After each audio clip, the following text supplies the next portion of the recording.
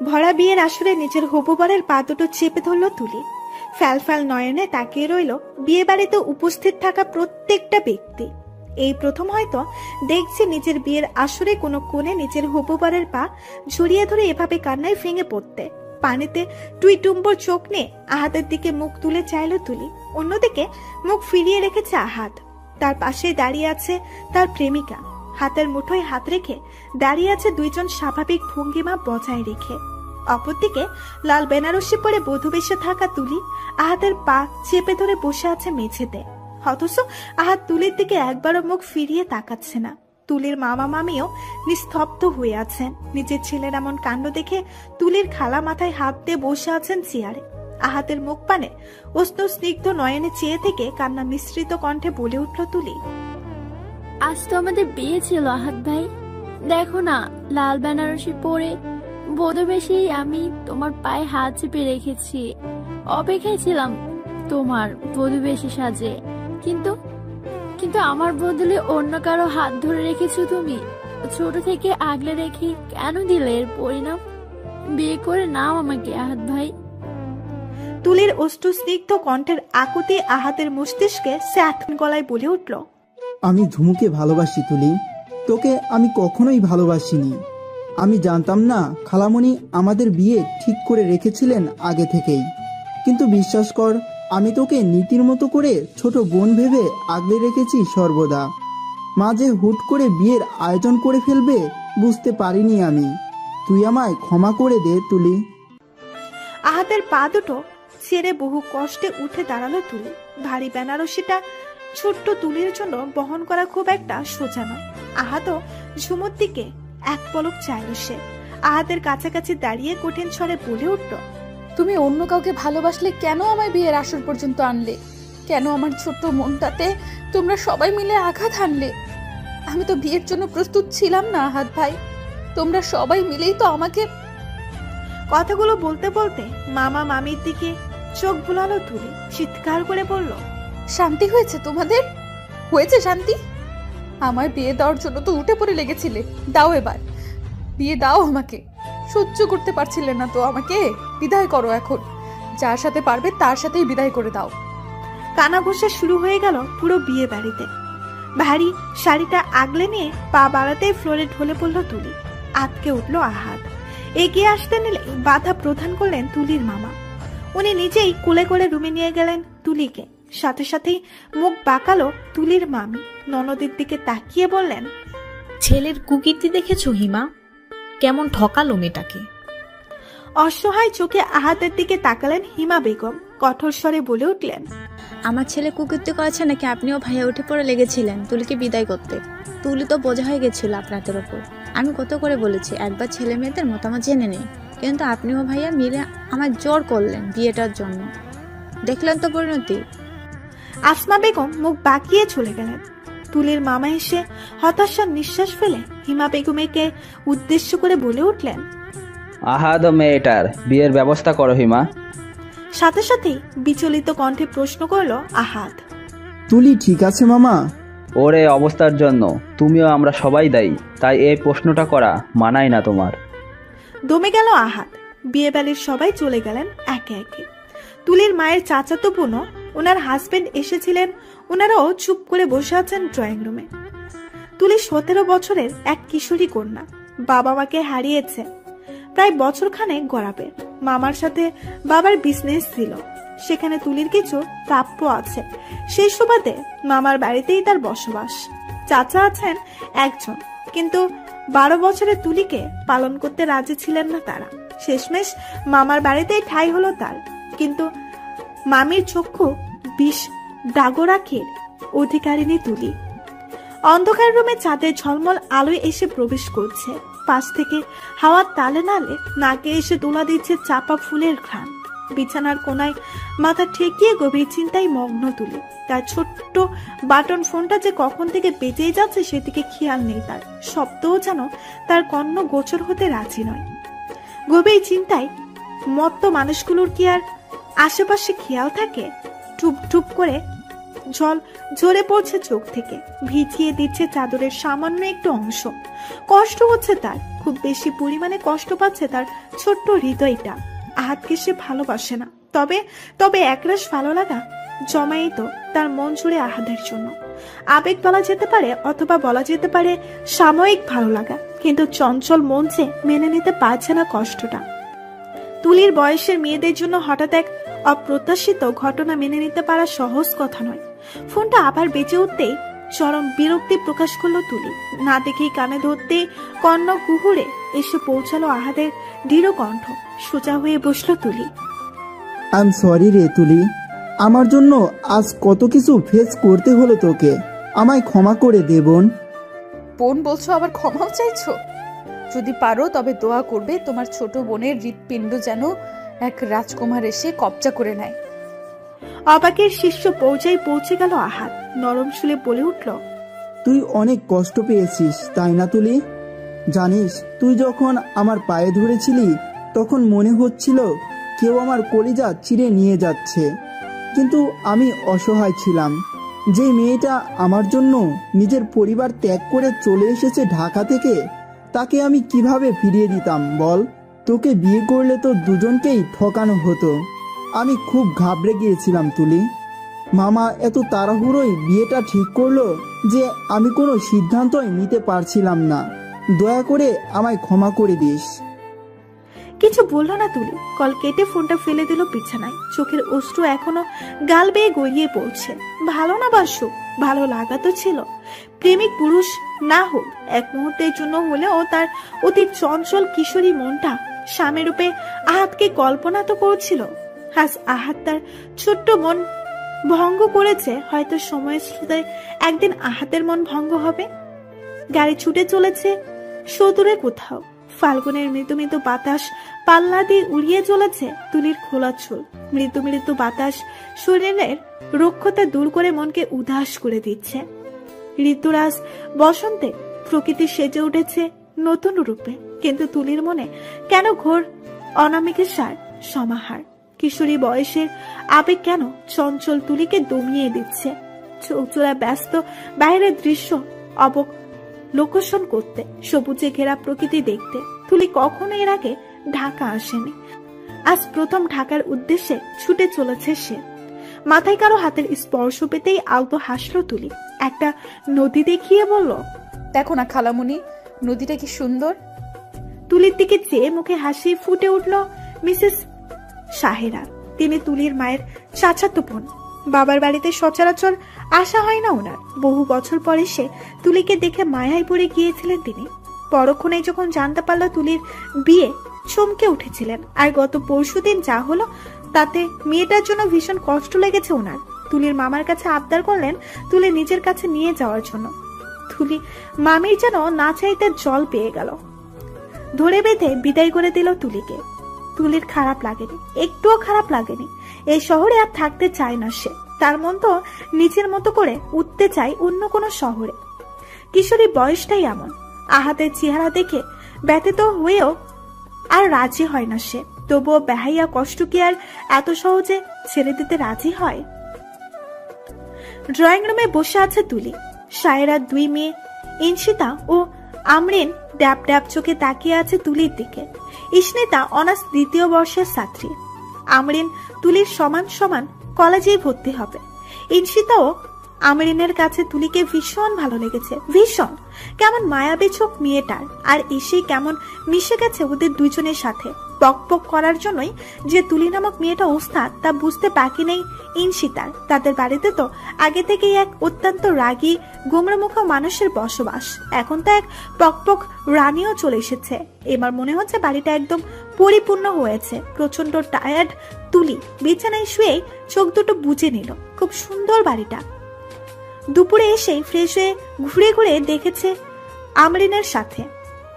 আমরিনও ইনশিতাকে বেশ ভালো লেগেছে তার। এখন তার মনটা একটু শান্তি চায়, একটু বসন্তের মাঝে হারিয়ে যেতে চায়। সন্ধ্যার আকাশ জুড়ে রক্তিম আভার মেলা, সাদে অজস্র নয়ন তারার ছড়াছড়ি। ইনশিতার সাথে এসেছিল সাদে। কোনো একটা কাজে গিয়েছিল ইনশিতা।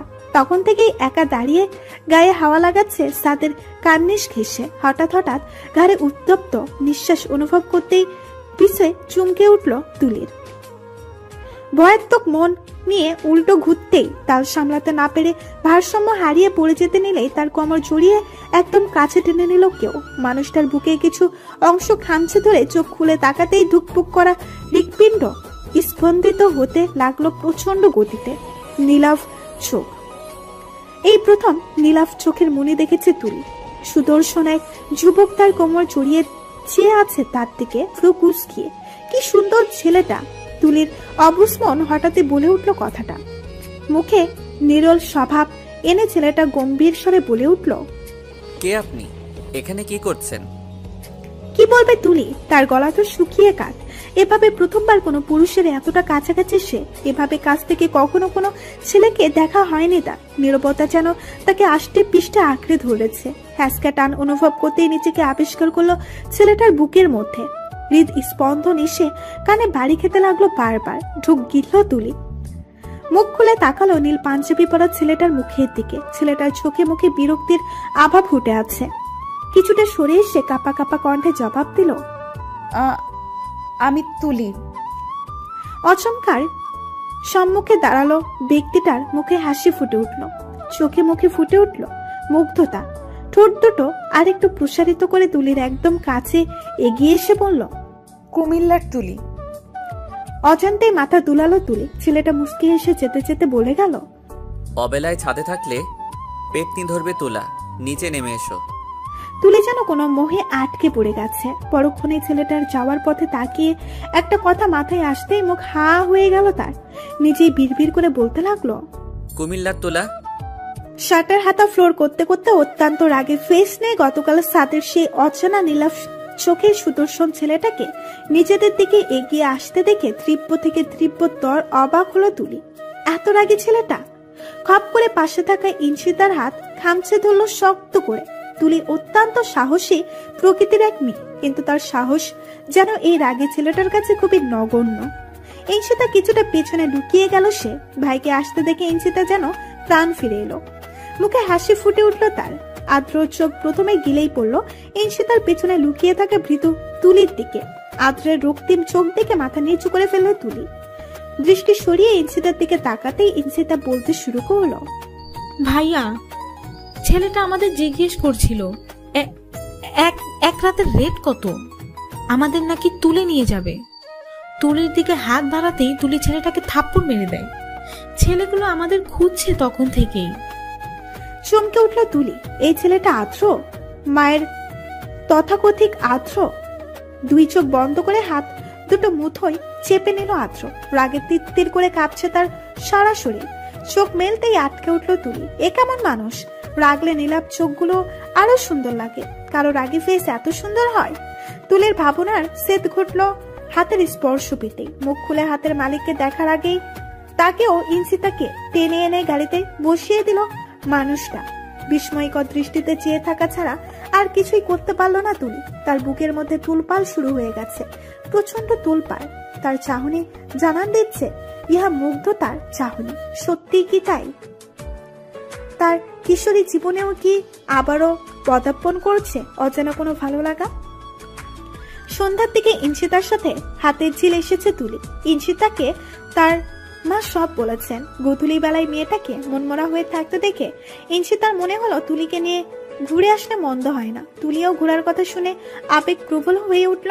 চটপট লং একটা কালো জামাও গলায় স্কার্ফ পেঁচিয়ে বেরিয়ে পড়লো ইঞ্চিতার সাথে। ভালো ভালোই ঘুরছিল ইঞ্চিতার সাথে, কিন্তু বিপত্তি ঘটলো কিছু ছেলের জন্য।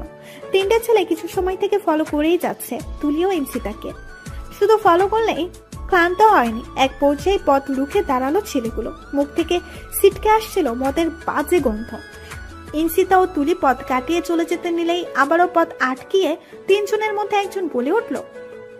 সেই তিক্ত কথাগুলো যা সহ্য করতে পারেনি তুলির মন। সাথে সাথে সজোরে থাপ্পড় বসিয়ে দিল ছেলেটার গালে। ভয়াত্মক চোখে তাকালো ইঞ্চিতা।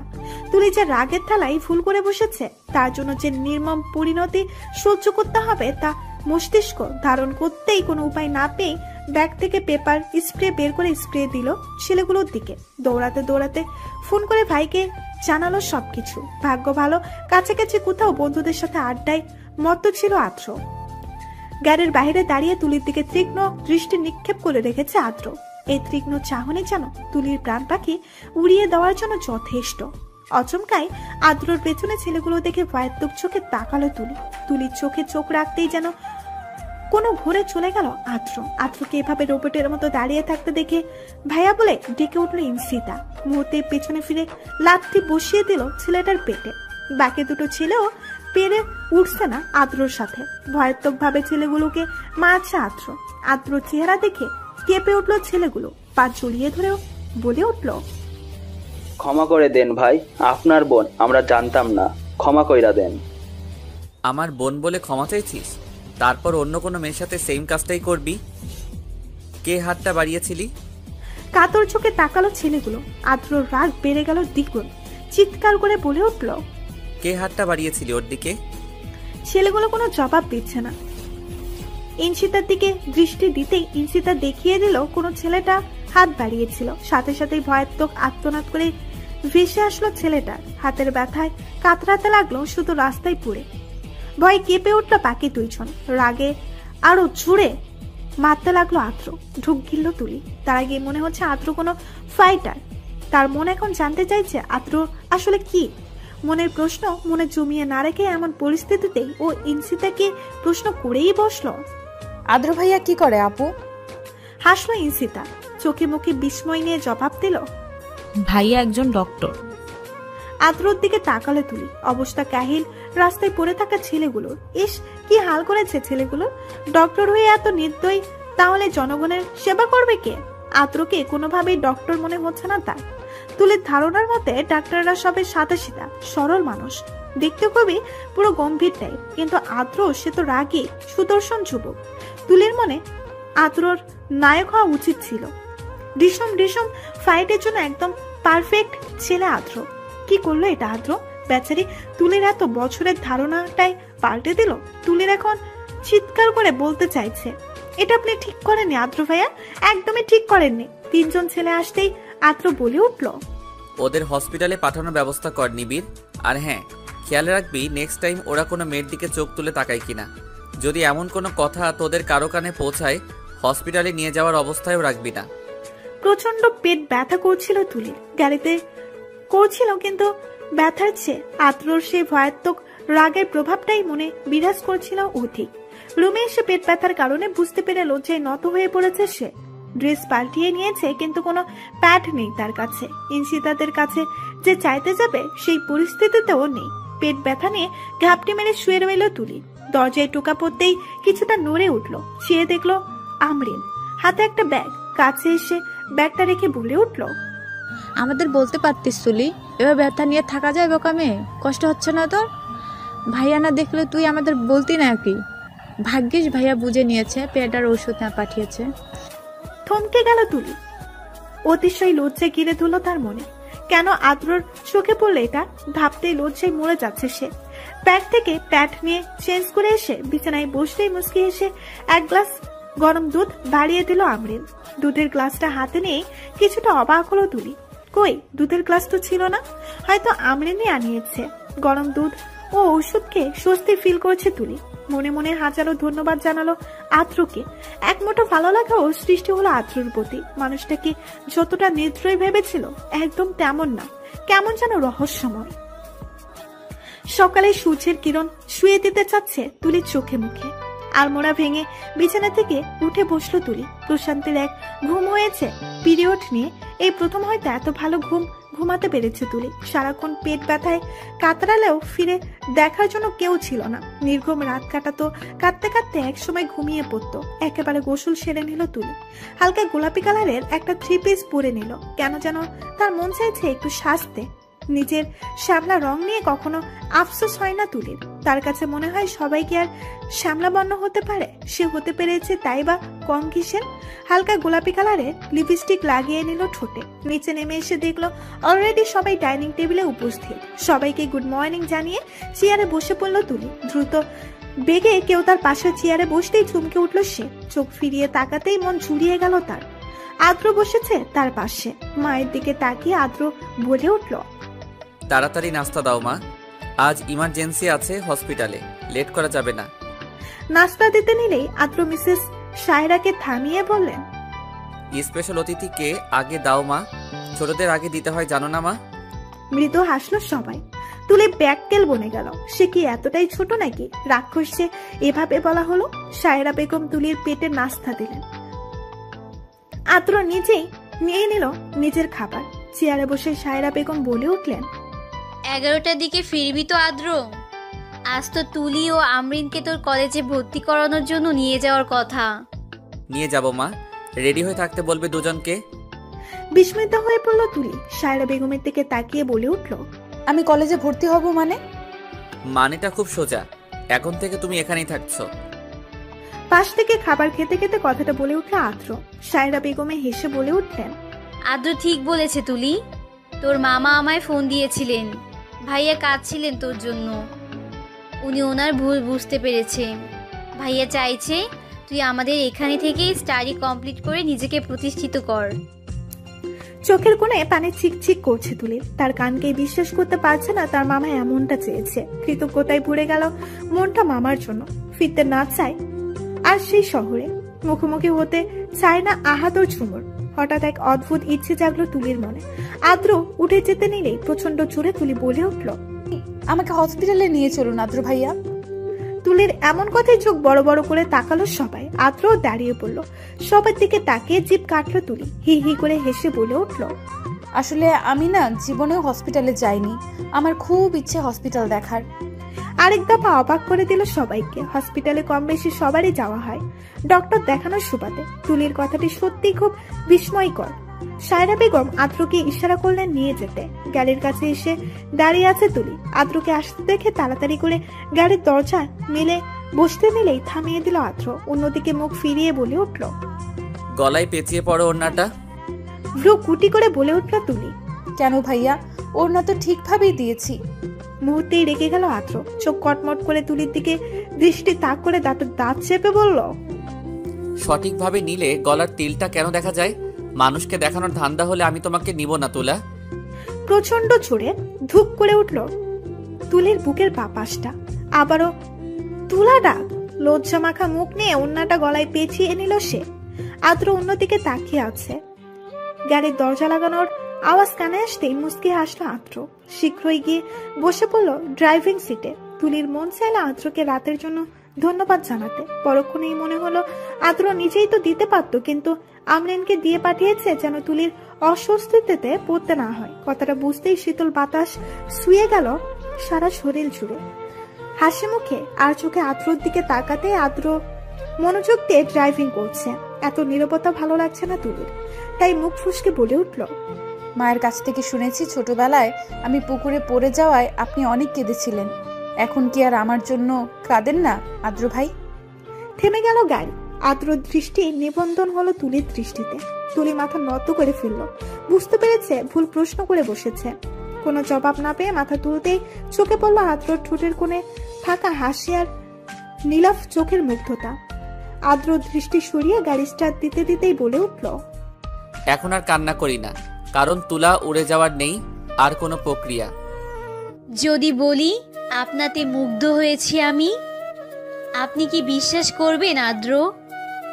আমি যদি বলি মন হারিয়েছি, আপনি কি আমার মনটি খুঁজে দিবেন ডক্টর আদ্র? মুগ্ধ হয়েছে আপনাতে, মন হারিয়েছে আপনার মনের খোঁজে। খুব মিস করছি তোমাকে। পুরো 10 দিন 10 মাস মনে হয়েছে। প্রহরগুলো কাটানো সত্যি কষ্টসাধ্য ছিল আদ্র। একটা মেয়ের শ্রুতিমধুর কণ্ঠের কথাগুলো ভেসে এলো মোবাইল থেকে। স্তব্ধ হয়ে বসে রইল তুলি চেয়ারে। অজানা এক কষ্টে অন্তর মুচড়ে উঠছে বারবার। ডাগর ডাগর চোখ দুটোতে টলটল করছে পানি। তুলির কিশোরী মন তবে কি আবারও ছেয়ে যাচ্ছে আধারে? আবারও ভয়েস মেসেজটা চালু করলো তুলি। কর্ণধার হওয়ার প্রত্যেকটা শব্দ যেন খুবই বিষাক্ত। এত মিষ্টি স্বর মেয়েটার, তবুও যেন তুলির কাছে বিষাক্ত কিছু শব্দ, যা তুলির হৃৎপিণ্ডে আঘাত করছে অনবরত। তুলি নিজেও অনুভব করতে পারছে না কেন হচ্ছে তার এত কষ্ট। কিছুক্ষণ আগেই আদ্রর সাথে হসপিটালে এসেছে তুলি। ইমার্জেন্সি অপারেশন থাকায় তুলিকে কেবিনে বসিয়ে দিয়ে চলে গেল আদ্র। যাওয়ার আগে নিজের মোবাইলটা দিয়ে গেল তুলির কাছে, যেন তুলি বোরিং না ফিল করে।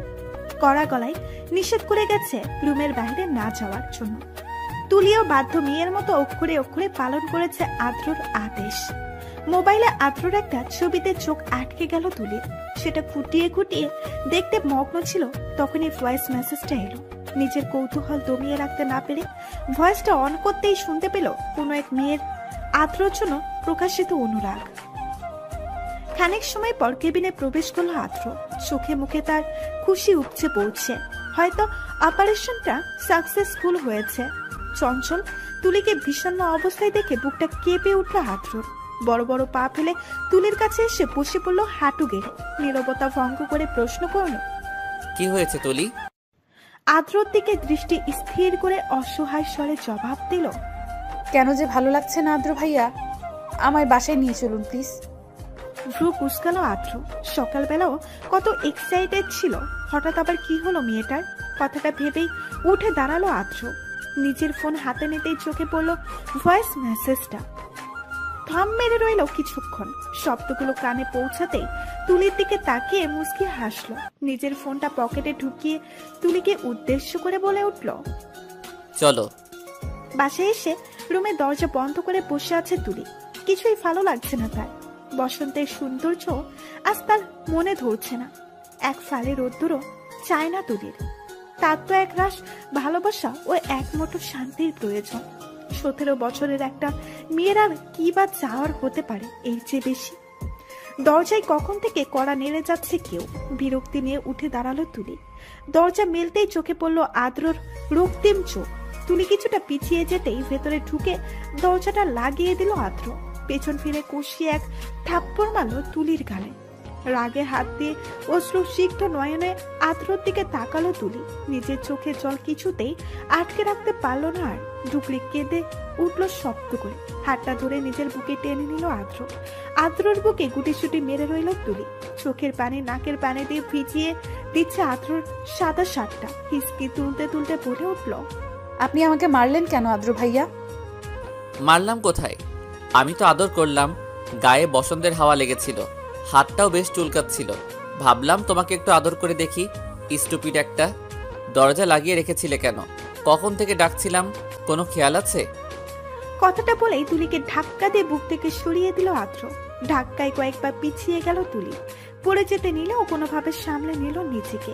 অবাক ও লজ্জায় যেন তার চিরসঙ্গী হয়ে উঠল মুহূর্তেই। ভাবতেই সারা শরীর শিউরে উঠেছে তুলির। যে আদ্রর বাহুতে আবদ্ধ ছিল কয়েক মিনিট, হৃৎপিণ্ড কাঁপতে লাগলো প্রচন্ড গতিতে। এ কেমন শিহরণ, এ কেমন অনুভূতি!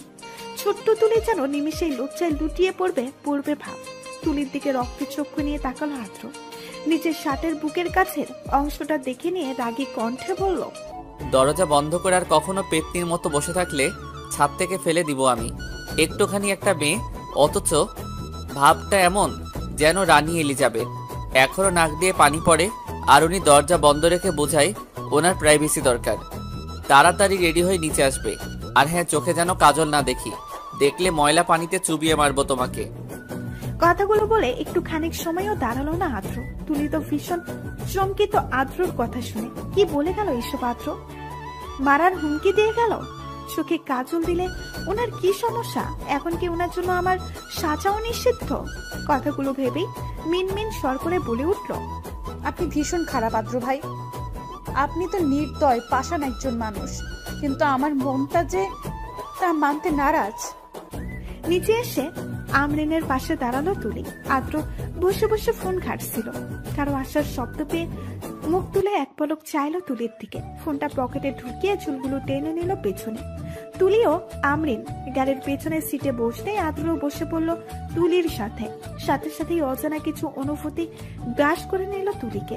আদ্রর স্পর্শে বজ্রপাতের ন্যায় চুলকে উঠল সারা শরীর।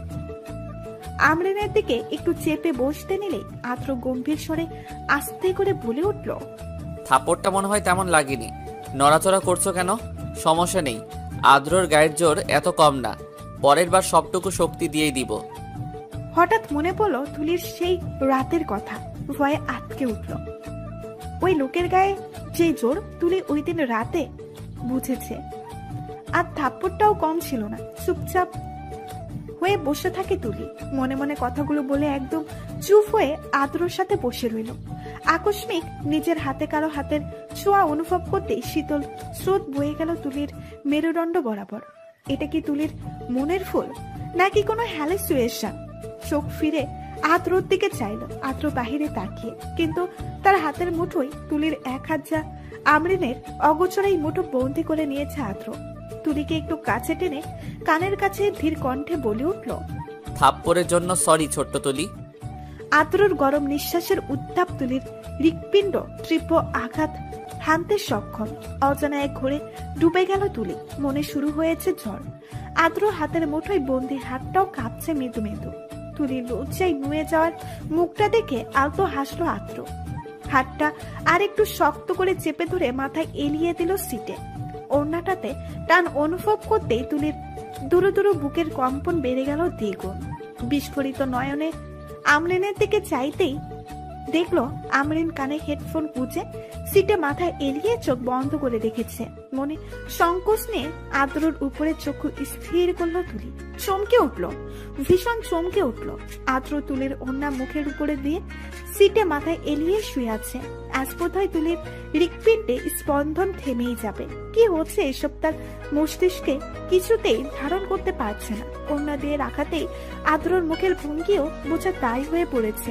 দু চোখ বুঝে তুলিও মাথায় এলিয়ে দিল সিটে। যা হবার হোক, এই মুহূর্তে হৃদ স্পন্দনের স্বাভাবিক হওয়া খুবই প্রয়োজন।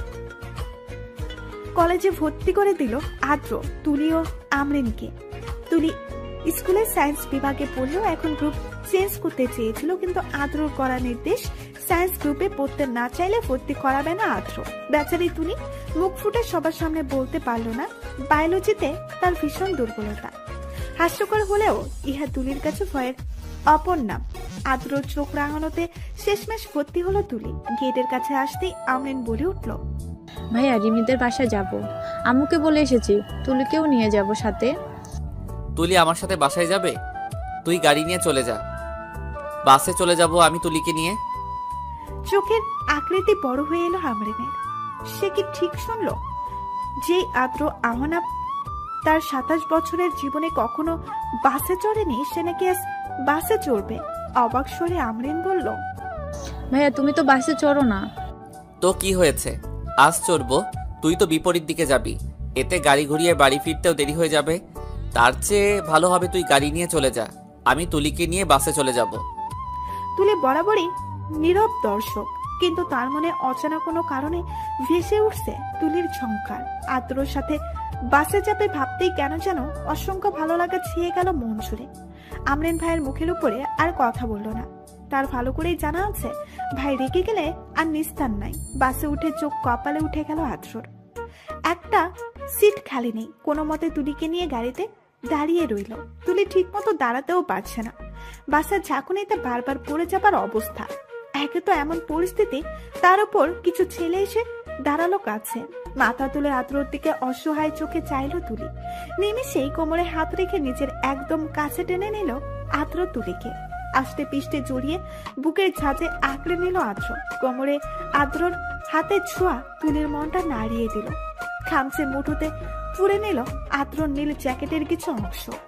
আদ্র মুচকি হেসে মনোযোগ দিল তার দেওয়া তুলা নামের মেয়েটাকে আগলে রাখতে। ফুচকা স্টলের সামনে দাঁড়িয়ে আছে তুলি, উদ্দেশ্য একটাই, ফুচকা খাওয়া। তখন বাস থেকে মাঝ রাস্তায় নেমে গেল আদ্র। তুলির দিকে তাকিয়ে ঠোঁট দুটো প্রসারিত করে বলল, চলো ফুচকা খেয়ে যাই তুলা। আদ্রর কথাটা শুনে মাথা দুলালো তুলি। বিস্মিত হয়নি সে, হবেই বা কেন?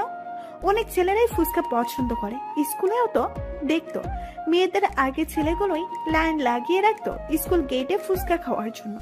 প্রথম থেকে বিস্মিত না হলেও পরক্ষণে হতেই হলো যখন আদ্র মুখে হাসি টেনে বলল, ছোটখাটো একটা প্রতিযোগিতা হলে কেমন হয় বলো তো, দেখি কে কত প্লেট ফুচকা খেতে পারে। কথাটা শুনে তুলি বোধহয় চাঁদ হাতে পেয়ে গেল। ফুচকা এক প্লেট খেয়ে কখনো তার মন ভরে না। প্রতিযোগিতার উছিলাই তো অনেক প্লেট খাওয়া যাবে। উফ, সকালবেলা কষ্ট অনুভব হলেও এখন তুলির খুশিতে লাফাতে ইচ্ছে করছে। হাতে ফুচকার প্লেট পেয়ে বেঞ্চে বসে পড়লো আদ্রর পাশে। গাড়ি নিয়ে এসেছে ড্রাইভার। বাসে ফোন করে দিয়েছিল আদ্র। পুরো 3 প্লেট ফুচকা সাবার করে ফেলেছে তুলি ও আদ্র। চোখ মুখ লাল হয়ে গেছে শ্যামবর্ণ তুলির। আরেক প্লেট খাওয়া তুলির পক্ষে সম্ভব না, অথচ আদ্র খেয়েই যাচ্ছে। একটা ছেলে এত ফুচকি কেমনে খায়? কথাটা ভেবেই উঠে দাঁড়ালো তুলি। ভেতর চলে যাচ্ছে তার, মাথা ঘুরাচ্ছে। চারিদিকে তাকিয়ে কোনো উপায় না পেয়ে লাগালো দৌড় গাড়ির দিকে। ধাবা চাকা খেয়ে গেল আদ্র। ডেকে উঠলো তুলিকে। আদ্রর দিকে ফিরে বলে উঠলো তুলি, আমার ভীষণ পেয়েছে আদ্র। তাড়াতাড়ি বিল মিটিয়ে দৌড়ে তুলির পেছন পেছন গাড়িতে এসে বসলো আদ্র। তুলি গাড়ি থেকে 1 বোতল পানি গল গল করে খেয়ে নিল। চোখ বড় বড় করে অবাক স্বরে বলল, আদ্র, তোমার না ভীষণ পেয়েছে, তাহলে এইভাবে পানি খাচ্ছ কেন? এইভাবে পানি খেলে তো এখানেই কাজ শেষ। আদ্রর কথার মানে বুঝতে একটুও দেরি হলো না তুলি। এখন বুঝতে পারছে তখন ছালের ঠেলায় কি বলতে কি বলে ফেলেছে। এই মুহূর্তে পালাতে পারলে বেশ হতো। কিভাবে আদ্রকে মুখ দেখাবে সে? নিজের ওড়না দিয়ে মুখ ঢেকে লজ্জিত কণ্ঠে বলে উঠল, আমার ভীষণ পায়নি আদ্র ভাইয়া, আমার তো ভীষণ ঝাল লেগেছে। তুলির কথা শুনে ফিক করে হেসে দিল আদ্র। অন্যদিকে মুখ ঘুরিয়ে বলল, ঝাল লাগলে যে কেউ দৌড়ায় তা আজ প্রথম দেখলাম, তবে কথাটা কিন্তু সেই ছিল তোলা। আবারও হেসে দিল আদ্র। বিড়বিড় করে বলে উঠল তুলি, ছি ছি, কি বিব্রতকর পরিস্থিতি। এক গাদা বই দেখে চরচর ভাব চলে এসেছে তুলির। সোফায় বসে মাথায় হাত দিয়ে বসে আছে ইনসিতা ও আমরিনের সাথে। নতুন বই দেখে আমরিন তো মহা খুশি, কিন্তু বেচারি তুলির অবস্থা বেহাল। তুলির দিকে তাকিয়ে মিটমিট করে হাসছে ইনসিতা ও আমরিন। সায়রা বেগম সে কখন থেকে ওদের জন্য কফি পাঠিয়েছে সে খেয়ালও নেই কারো। কেউ মাথায় হাত দিয়ে রাখতে ব্যস্ত, তো কেউ ব্যস্ত অবলোকন করতে। একটু আগে আদ্র বইগুলো এনেছে। ড্রয়িং রুমের টেবিলে সার্ভেন্টকে বইগুলো রাখার ইশারা করে তুলির মুখের দিকে এক পলক চেয়ে চলে গেল উপরে। তুলি তো বই দেখে অজ্ঞান অজ্ঞান অবস্থা। আদ্রর দিকে তাকানোরও আর সুযোগ পায়নি।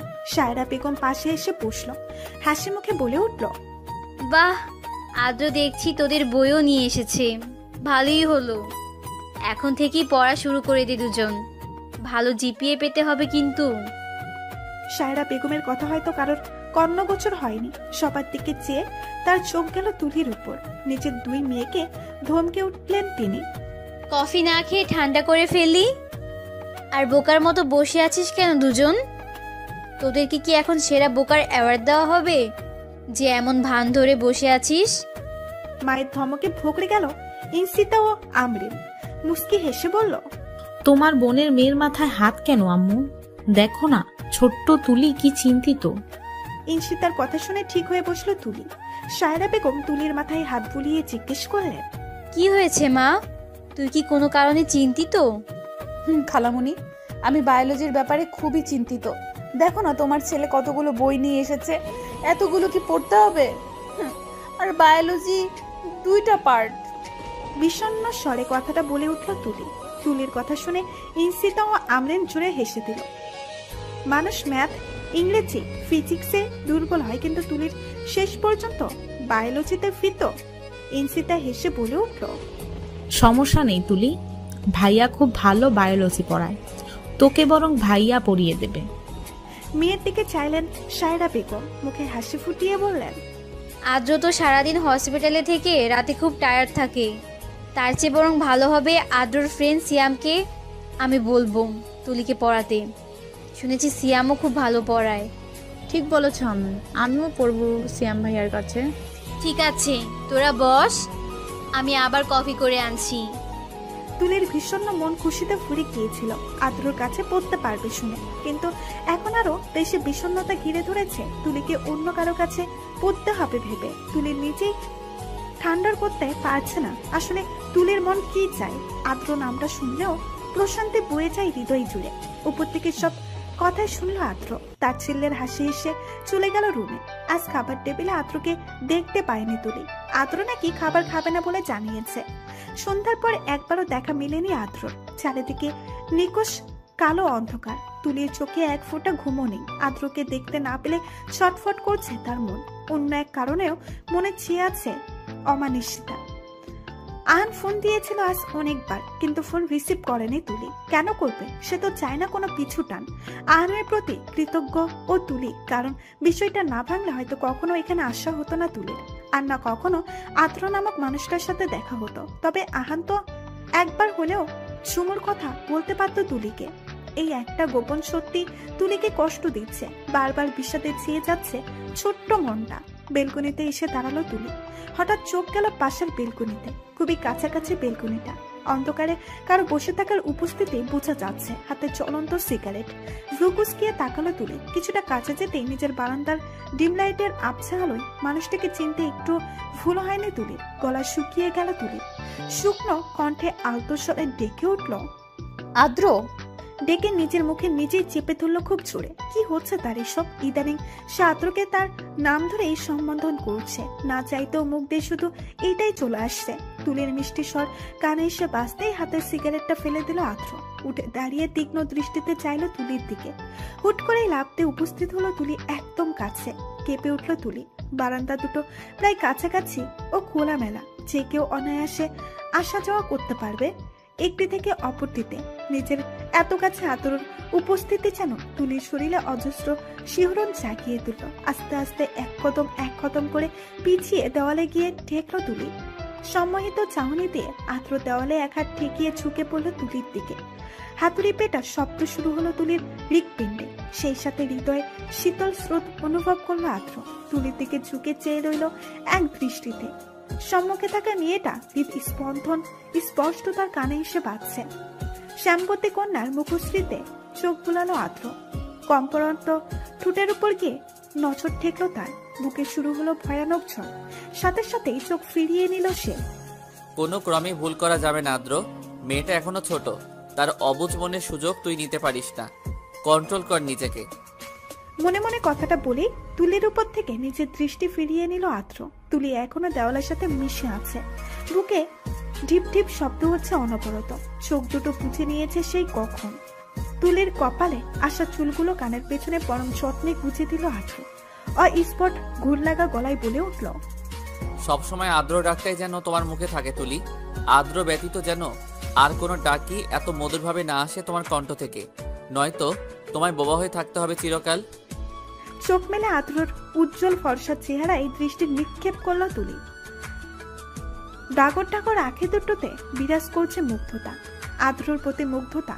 আদ্রর চোখ দুটোতে অদ্ভুত এক নেশা। প্রচন্ড বেগে বুকটা ধুক করে উঠল তুলির। তড়িঘড়ি করে মুখ ফিরিয়ে নিতেই আলতো হেসে বলে উঠল আদ্র, মানুষকে মারাত্মক নেশায় ডুবিয়ে মুখ ফিরিয়ে নিলে চলবে? শাস্তি তো পেতেই হবে তোলা। চমকালো তুলি।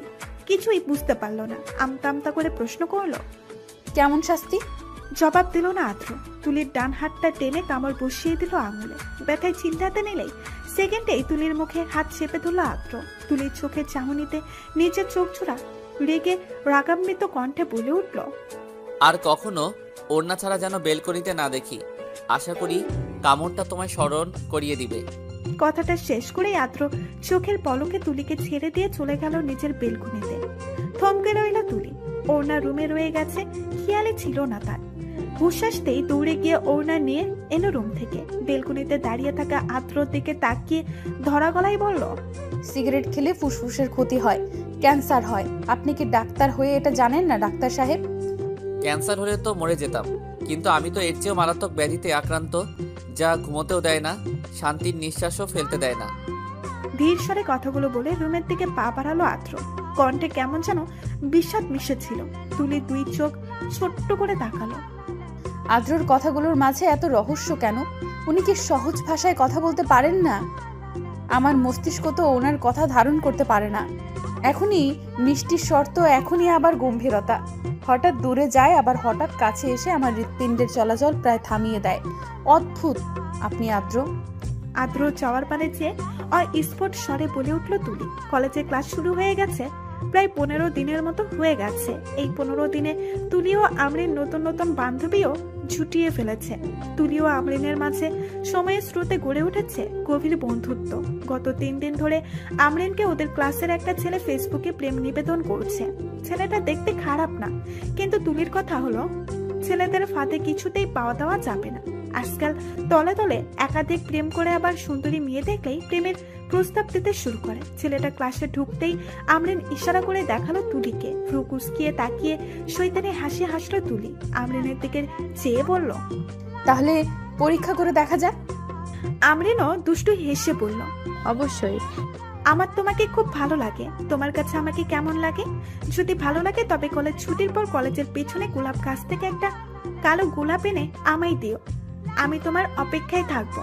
একটা কাগজে সুন্দর করে বাক্যগুলো লিখে কাগজটা মুড়ে ছুঁড়ে মারলো ছেলেটার দিকে।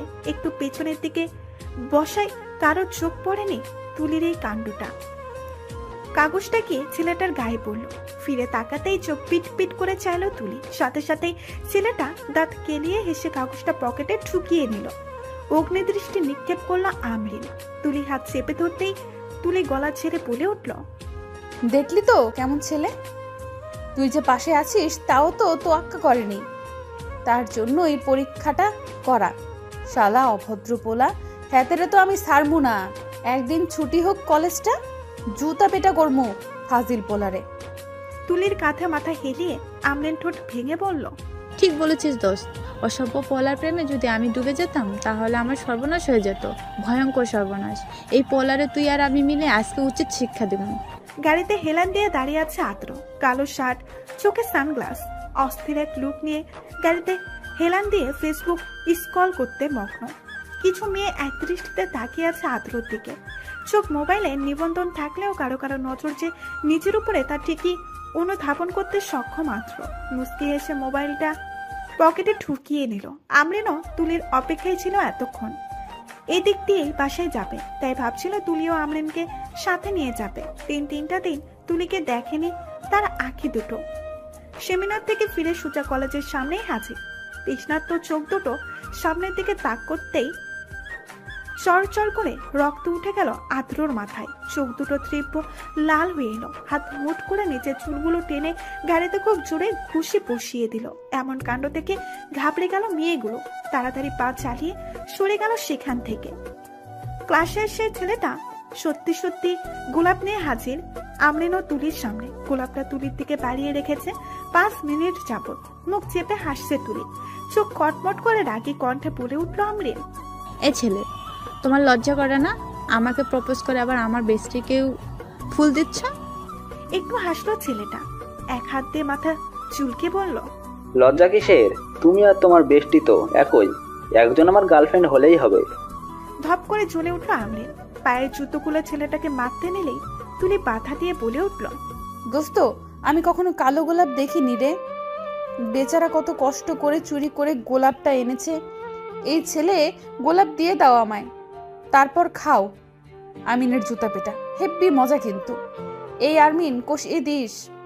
ছু মেরে গোলাপটা হাতে নিতে না নিতেই তুলি ছিটকে পড়লো মাটিতে। তুলিকে পড়তে দেখে আতস্মিক নয়নে চাইল আমরিনও ছেলেটা। মাথা তুলে ভাইয়ের লাল বন্যের চোখ দেখে পিলে চমকে উঠল আমরিনের।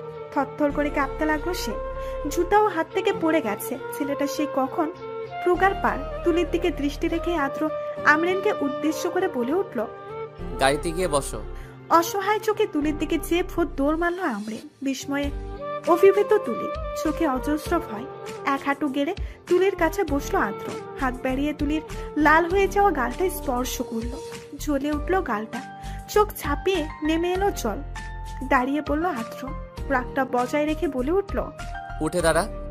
তুলি কোনো রেসপন্স করলো না। থাপ্পড়টা এতটাই জোরে লেগেছে যে কানটাও ঝিম ধরে আছে। তুলির সাহস দেখে মেজাজ প্রচন্ড গরম হয়ে গেল আদ্রর। আমি কি বলেছি তোর কানে ঢুকে নাই? সাহস বেড়ে গেছে তাই না? হাত পা কেটে ফেলবো তোর। উঠে দাঁড়া বলছি। আদ্রর উচ্চস্বরে ধমকে কেঁপে উঠল তুলি। বহু কষ্টে উঠে দাঁড়াতেই হাতের কনুই ধরে টেনে নিচের একদম কাছে নিয়ে এলো আদ্র। চোয়াল শক্ত করে বলে উঠল, আজ তোকে কালো গোলাপ পিষে খাওয়াবো। কালো গোলাপের শখ আজীবনের জন্য মিটিয়ে দিব। তুলিকে টানতে টানতে পাশে এনে ড্রয়িং রুমের সোফায় বসালো আদ্র। মাথা নিচু করে বসে রইল তুলি। তুলির পাশে দাঁড়িয়ে আমরিন ভীতু চোখে চেয়ে আছে ভাইয়ের দিকে। সামনের সোফাতে বসে আদ্র মাথা নিচু করে নিজের রাগ দমানোর চেষ্টায়। সারা রাস্তায় একটা শব্দও করেনি, এমনকি তুলির দিকে ফিরেও তাকায়নি। তুলিকে এভাবে টেনে আনতে দেখিতে পেয়ে সায়রা বেগম ও ইনসিতা দৌড়ে এলো ড্রয়িং রুমে। দুজনে বাইরে বাগানের সাইডে বসে কথা বলছিলেন। একজন সার্ভেন্ট তড়িঘড়ি করে এক গ্লাস পানি নিয়ে আসলো আদ্রর জন্য। পানির গ্লাসটা শেষ করে মায়ের দিকে তাকালো আদ্র। ছেলের নীলাভ চোখের মণি লাল বর্ণের দেখতেই বুকটা ধুক করে উঠল সায়রা বেগমের। তুলিও মাথা নিচু করে আছে। আমরিনও কেমন ঠক ঠক করে কাঁপছে। সবকিছু খুব এলোমেলো মনে হচ্ছে ওনার কাছে। আতঙ্কিত স্বরে প্রশ্ন ছুড়লেন আমরিনের দিকে, কি হয়েছে আমরিন? আমরিন কাপা কাপা কণ্ঠে কিছু বলতে নিবে তার আগেই হাত দেখিয়ে থামিয়ে দিল আদ্র। তুলির নতচানো মুখের দিকে এক পলক চেয়ে তার ছেলের সহিত বলে উঠল, তোমার বোনের মেয়ের খবর রাখো আম্মু, পড়াশোনা না করে ফুর্তি করে বেড়াই। আজ মাথা তুলে আদ্রর দিকে চাইল তুলি। কলিজা মুসড়ে উঠল তার। আদ্র সব বলে দিবে না তো? বললে সায়রা বেগম হয়তো কষ্ট পাবেন। কিভাবে মুখ দেখাবে তুলি মায়ের মতো মানুষটাকে, যে তাকে নতুন ভাবে বাঁচানোর একটা রাস্তা দেখিয়েছে? আজ ওদের ক্লাস টিচারের সাথে দেখা হয়েছিল। তুলি নাকি একদমই পড়াশোনা করে না, কোনো পড়াও পারে না। তাই ওকে আজ থেকে আমি পড়ানোর সিদ্ধান্ত নিয়েছি মা। অপলক ভাবে চেয়ে গম্ভীর স্বরে বলে উঠল আদ্র। চমকালো তুলি ও আমরিন। ড্যাব ড্যাব চোখে দুইজনেই চাইল আদ্রর দিকে। আদ্র সায়রা বেগমকে সত্যটা বললে না দেখে হতভম্ব হয়ে পড়ল দুজনে। সায়রা বেগম ফুস করে একটা নিঃশ্বাস ছেড়ে ছেলের দিকে তাকালেন। সোফায় বসতে বসতে বললেন, আমি তো ভাবলাম তুলি কি না কি করেছে, যার কারণে তুই রেগে গেছিস। যাক, আল্লাহ বাঁচিয়েছে, না হলে তোর যা রাগ, আমার তুলি মাটাকে তো তুই মেরেই ফেলতি তোকে রাগানোর অপরাধে। তুলির দিকে তাকিয়ে আবারও বলে উঠলেন, এই তুলি মাথা নত করে বসে আছিস কেন? ভরকে গেল তুলি। মাথা তুললে তো সায়রা বেগম চোখ সবার আগেই গালের উপর গিয়ে পড়বে। গালের আয়নায় স্পষ্ট দেখতে পেয়েছে গালটাতে 5 আঙুলের ছাপ দৃশ্যমান। আসলে খালামণি মাথাটা খুব ব্যথা করছে, সোজা হয়ে বসলে ভীষণ মাথা ব্যথা বেড়ে যায়, তাই নত হয়ে বসে আছি। সিরিয়াস মোমেন্টে তুলির অদ্ভুত কথা শুনে মনে মনে ভীষণ হাসি পেল আমরিনের। মুখ চেপে কোনো রকমে আটকে রাখলো হাসিটা। আদ্র এখনো ভাবলেছেন ভাবে তুলির দিকে তাকিয়ে, যা তুলিকে আরো অস্বস্তিতে ফেলে দিচ্ছে। তুলির মাথায় হাত বুলিয়ে দিলেন সায়রা বেগম। পরম মমতা পেয়ে আবেশে চোখ বুঝে এলো তুলির। ঠিক আছে, রুমে গিয়ে ফ্রেশ হয়ে নি, আমি খাবার রুমেই পাঠিয়ে দিব। মাথা নেড়ে বহু কষ্টে সিঁড়ি বেয়ে উঠে রুমে আসলো তুলি। পা দুটোও চলছিল না। মনে হচ্ছিল কেউ বোধহয় শিকল দিয়ে বেঁধে রেখেছিল। দরজায় সিটকিনে লাগিয়ে বিছানায় শুয়ে পড়ল ধপ করে। বালিশে মুখ গুজে ডুকরে কেঁদে উঠল। এতক্ষণ কান্নাগুলো আটকিয়ে রেখেছিল খুবই কষ্টে। বদ্ধ রুমে দেখার মতো কেউ নেই, তাই ফুপিয়ে কেঁদে উঠল তুলি। মনটা কিছুতেই মেনে নিতে পারছে না আজকের কাণ্ডটা। গালটাও জ্বলছে ভীষণ। এক ঝাঁক অভিমান এসে বাধা বেঁধেছে মন মাঝারে। ফুপাতে ফুপাতে বলে উঠল, আমি আপনাকে কখনো ক্ষমা করব না আদ্র ভাই, এত নিষ্ঠুর আপনি, অসভ্য পাষাণ লোক। আমি আর কোনোদিনও কথা বলবো না আপনার সাথে, চলে যাব আমি এখান থেকে, থাকবো না আর এখানে। কোথায় যাবে? ভরাট কণ্ঠস্বর কানে এসে ঠাক্কা খেলে তুলির। সে কি ভুল শুনেছে? কণ্ঠটা আদ্রর কণ্ঠ ছিল না। পরক্ষণেই মনে হলো বদ্ধ রুমে আদ্র কিভাবে আসবে। তাই কোনো দিকে না তাকিয়ে আবারও বালিশে মুখ গুজে কাঁদতে লাগলো। পাশে কারো শোয়ার শব্দ পেতেই কান্না থেমে গেল তুলির। ভয়ে কেঁপে উঠল মন। কোনো ভূত নেই তো রুমে? প্রশ্নটা মনে জাগতেই শঙ্কিত চোখে ধীরে ধীরে পাশ ফিরিয়ে দেখলো। হুশ উড়ে গেল তুলির। লাফ দিয়ে উঠে বসলো বিছানায়। তুলির চেহারার দিকে চেয়ে ভ্রু কুঁচকাল আদ্র। মাথার নিচে 2 হাত রেখে আরেকটু আরাম করে শুয়ে পড়লো, যেন চমকানোর মতো কিছুই হয়নি। অবাক হলো তুলি। বারান্দার দিকে তাকাতেই বুঝতে পারলো আদ্র কিভাবে এসেছে। বললে না তো কোথায় যাবে? আদ্রর হাসিতে গা ঝুলে উঠল তুলির। এভাবে মেরে আবার হাসা হচ্ছে? একদম কথা বলবি না তুলি এমন খারাপ মানুষের সাথে। উনি তো ডাক্তার না, আস্ত এক কসাই। তুলি উঠে পড়লো বিছানা থেকে। আদ্রও তুলির সাথে উঠে পড়লো। তুলি যে অভিমানে কথা বলছে না তার ঠিক বুঝতে পেরেছে আদ্রর মন। কারভাট থেকে কাপড় বের করে ওয়াশরুমের দিকে পা বাড়ালো তুলি। সাথে সাথেই টান পড়লো হাতে। থমকে গেল তুলি। যাই হয়ে যাক, আজ মুখ দিয়ে কোনো শব্দ বের করবে না তুলি। হাত মুচড়াতে লাগলো তুলির ছেলেটার জন্য। আদ্রর বলিষ্ঠ হাতে শক্তির কাছে তুলির মতো দুর্বল মানবের পেরে ওঠা সহজ না। তবুও তার নিছক চেষ্টা। মুস্কি হাসলো আদ্র। হাতটা টান দিতেই তুলির পিঠে এসে ঠেকলো আদ্রর বুকে। শরীরের সর্বাঙ্গ শিথিল হয়ে এলো তুলির। পা দুটো ভেঙে ভেঙে আসছে। নিজের শরীরের সবটুকু ভর ছেড়ে দিল আদ্রর বুকে। ঠোঁটের কোনায় হাসি ফুটে উঠলো আদ্রর। কোলে তুলে নিল তুলিকে। অচমকা নিজেকে শূন্য অনুভব করতেই ভয়াত্মক চোখে তাকালো তুলি। হাত থেকে কাপড়গুলো পড়ে গেল মেঝেতে। আদ্রর দিকে এক দৃষ্টিতে তাকিয়ে রইল কিছু সময়। বুকের দ্রিম দ্রিম শব্দ সময়ের সাথে বেড়েই চলেছে। এ কেমন অনুভূতি জন্মাচ্ছে তুলির মনে? কোথায় গেল জেদ, অভিমান? মনের আনাচে কানাচে শুধু হিম বাতাস বয়ে চলেছে। তুলিকে খাটে বসিয়ে দিল আদ্র। চেয়ার টেনে নিচে বসলো তুলির সম্মুখে। পাশের টেবিলের উপরে রাখা বরফের বাটি থেকে বরফের টুকরো নিয়ে তুলির গালে ছোঁয়াতে আহ করে উঠল তুলি। চোখ মুখ খিচে সরিয়ে নিল কিছুটা দূরে। সূক্ষ্ম নিঃশব্দ নিঃশ্বাস ফেললো আদ্র। মৃদু সুরে বলে উঠল, গালটা খুব জ্বলছে তাই না তোলা? ইস, থাপ্পড়টা খুব জোরেই লেগে গেছে। রাগ উঠলে কেন যে নিজেকে কন্ট্রোল করতে পারি না। তোমার কি দরকার ছিল ওই ছেলের কাছ থেকে গোলাপ নেওয়ার? বয়স একটুখানি, অথচ এখনই প্রেম করতে মাঠে নেমে পড়েছো। নিষ্পলক চোখে চেয়ে রইল তুলি। আদ্রর খোঁচা মারা কথা কি চাপা পড়ে থাকা রাগটা বেড়ে গেল পাহাড় সম। করে বসলো এক দুঃসাহসিক কাণ্ড। আদ্র কলার দুই হাতে খামচে তুলল শক্ত করে। অভিমান রাগে এক নাগারে চিৎকার করে বলে উঠল, আপনার সাহস কিভাবে হয় আমাকে মারার? কে আপনি আমাকে থাপ্পড় মারার? কি অধিকার আছে আপনার আমার উপর? সম্পর্কে খালাতো ভাই হন তাই যথাযথ সম্মান করি। তার জন্য এই না যে বিনা দোষে আপনি আমাকে মারবেন। ফুল নিয়েছে, আরো নিব। আমার ইচ্ছে হলে আমি প্রেম করে বেড়াবো। কথাগুলো বলে আবারও কান্নায় ফুপাতে লাগলো তুলি। দৃষ্টি আদ্রর দিকে স্থির করতেই শিউরে উঠল সে। আদ্রর মুখের ভঙ্গিমা বোঝা বড় তাই। চেহারায়ও নেই রাগের কোনো প্রতিফলন। তুলির দিকে চেয়ে আছে নিষ্পলক নীলাভ চোখচোড়ায় অজস্র মায়া ভাসমান। ধুক ধুক করছে তুলির বুকটা। সে যে কত বড় সাহস দেখিয়ে ফেলেছে বুঝতে পেরেই ধীরে ধীরে হাত ছাড়িয়ে আনতে লাগলো আদ্রর কলার থেকে। কিন্তু আনতে চেয়েও পারেনি। কলারে দুই হাত রেখে চেপে ধরলো আদ্র। অচমকায় চোখে ফুটে উঠল রাগের ছাপ। ভীত চোখে তাকালো তুলি। প্রাণটা বেরিয়ে যাওয়ার উপক্রম। আদ্রর কলার ধরা তার একদম ঠিক হয়নি। রাগের বশে কি করে বসলাম? মনে মনে প্রশ্নটা আওড়ালো তুলি। চোয়াল শক্ত করে তুলির দিকে আরেকটু ঝুঁকে পড়লো আদ্র। দুজনের নাক ছুঁই ছুঁই। আদ্রর গরম নিঃশ্বাস আবেগের তুমুল বর্ষণ করছে তুলির ভীতি মনে। আদ্র নামক মানুষটা তার হৃদয়ের স্পন্দন বাড়িয়ে দিচ্ছে। অনুভূতিগুলো চিৎকার করে কিশোরী মনটাতে জানান দিচ্ছে, তুই প্রেমে পড়ে যাচ্ছিস তুলি। প্রেমের বর্ষণ হচ্ছে তোর হৃদয়ে। নিজেকে পাগল পাগল লাগছে তুলির। আদ্রর এতটা নিকটে আসতে নিতে পারছে না সে। মুখ বাম দিকে ফিরিয়ে নিতেই শখ খেলো তুলি। কি হলো এটা? হৃদয়ের গহীনে অদ্ভুত ভাবে বিচরণ করতে লাগলো এক নতুন অনুভূতি। কল্পনাও করেনি তুলি এমন কিছু হবে। নিজের ডান গালে আপনা আপনি হাত চলে গেল তার। এলোমেলো হয়ে গেল মন। নড়ে উঠল ভেতরটা। জীবনের প্রথমবার কোনো পুরুষের এমন স্পর্শ। আদ্রর দিকে বিস্মিত দৃষ্টিতে তাকালো তুলি। নিজের গালে আদ্রর ঠোঁটের স্পর্শ ভাবতেই তুলি এলোমেলো হয়ে যাচ্ছে বারবার।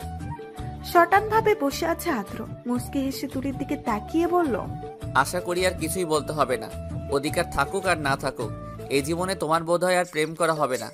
নেক্সট টাইম কলারে হাত দেওয়ার আগে ভেবে নিবে আমি তোমার চেয়ে কতটা বড়। এখনো আদব কায়দা শিখা বাকি। আমি তোমার চেয়ে কতটুকু বড় জানো তো? তুলি এখনো নিস্তব্ধ।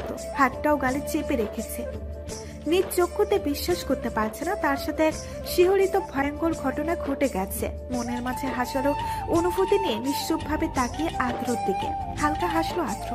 এ হাসির রেখা তুলির হৃদয়ের গহীনে আঘাত হানলো তীব্র ভাবে। কি হলো, জবাব দাও। শেষে 7 বছরের বড় হবে। আমতা আমতা করে বলল তুলি। আদ্রর সম্পর্কে বিশেষ জানা নেই তার। বুঝ হওয়ার পর কখনোই আদ্রকে দেখেনি সে। মায়ের কাছ থেকে শুনেছে একটু একটু। আগ্রহ না থাকায় খুব বেশি জানা হয়নি তার। খুব বেশি বললে ভুল হবে। তার পুকুরে পড়ে যাবার ঘটনা বাদে আর কিছুই কখনো জানতে পারেনি তুলি। মৃদু হাসলো আদ্র। শীতল কণ্ঠে বলল, আমি তোমার চেয়ে 10 বছরের বড় তুলি। প্রচন্ড অবাক হলো তুলি। বিস্ফোরিত চোখে চাইলো আদ্রর দিকে। আদ্রকে দেখে তার মনেই হয়নি এত বড় হবে নিজের থেকে। দেখলেই মনে হয় যেন 24 কিংবা 25 বছরের এক সুদর্শন যুবক। মনে মনে ভীষণ লজ্জিত হচ্ছে তুলি। কম হোক আর বেশি হোক, তার একদমই কলারে হাত দেওয়া উচিত হয়নি। ক্ষমা করবেন, আসলে আমি। থামিয়ে দিল আদ্র, শান্ত কণ্ঠে বলল, আমার কাছে তুমি কখনো ক্ষমা চাইবে না তুলি। পেইন কিলার রেখে গিয়েছি, খেয়ে নিও। কথাটা বলেই বারান্দা দিয়ে চলে গেল আদ্র। তুলি এখনো বিস্ময়ে থ মেরে রইল। আদ্রর কথার প্যাস কাজগুলো কেন ধারণ করতে পারে না তুলির মস্তিষ্ক? আচ্ছা, আদ্র ভাইয়া কি আমায় পছন্দ করেন? বিড়বিড় করে আনমনে বলে উঠল তুলি।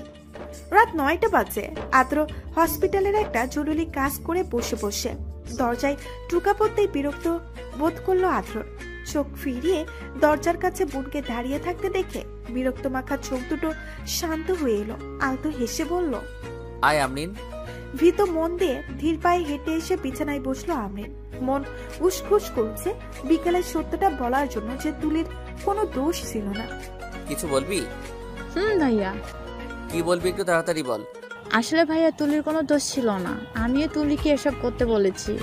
একে একে সব খুলে বলল আমরিন। দীর্ঘ একটা নিঃশ্বাস ছাড়লো আদ্র।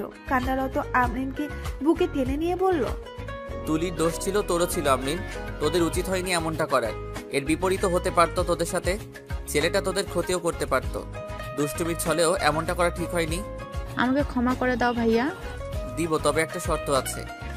মাথা তুলে আদ্রর দিকে তাকালো আমরিন। স্ফুট স্বরে জিজ্ঞেস করলো, কি সত্য?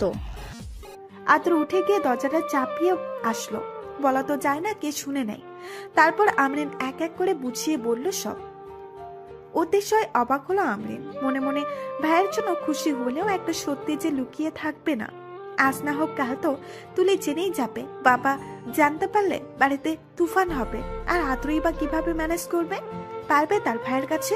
অসম্ভব বলে কিছুই নেই। আল্লাহ চাইলে হয়তো তার ভাইয়ের খুশিগুলোই কেউ কেড়ে নিতে পারবে না। এখন বাকিটা নির্ভর করছে তুলির উপর। হাসি মুখে সম্মতি জানালো আমরিন। জবাবে বোনের মাথায় হাত বুলালো আদ্র। ইনশিতার রুমে বসে আড্ডা দিতে দিতে 11টা বেজে গেছে। এখন না ঘুমালে সকালে ঠিক সময় আর ওঠা হবে না। পায়ের গতি বাড়িয়ে রুমের কাছে এলো তুলি।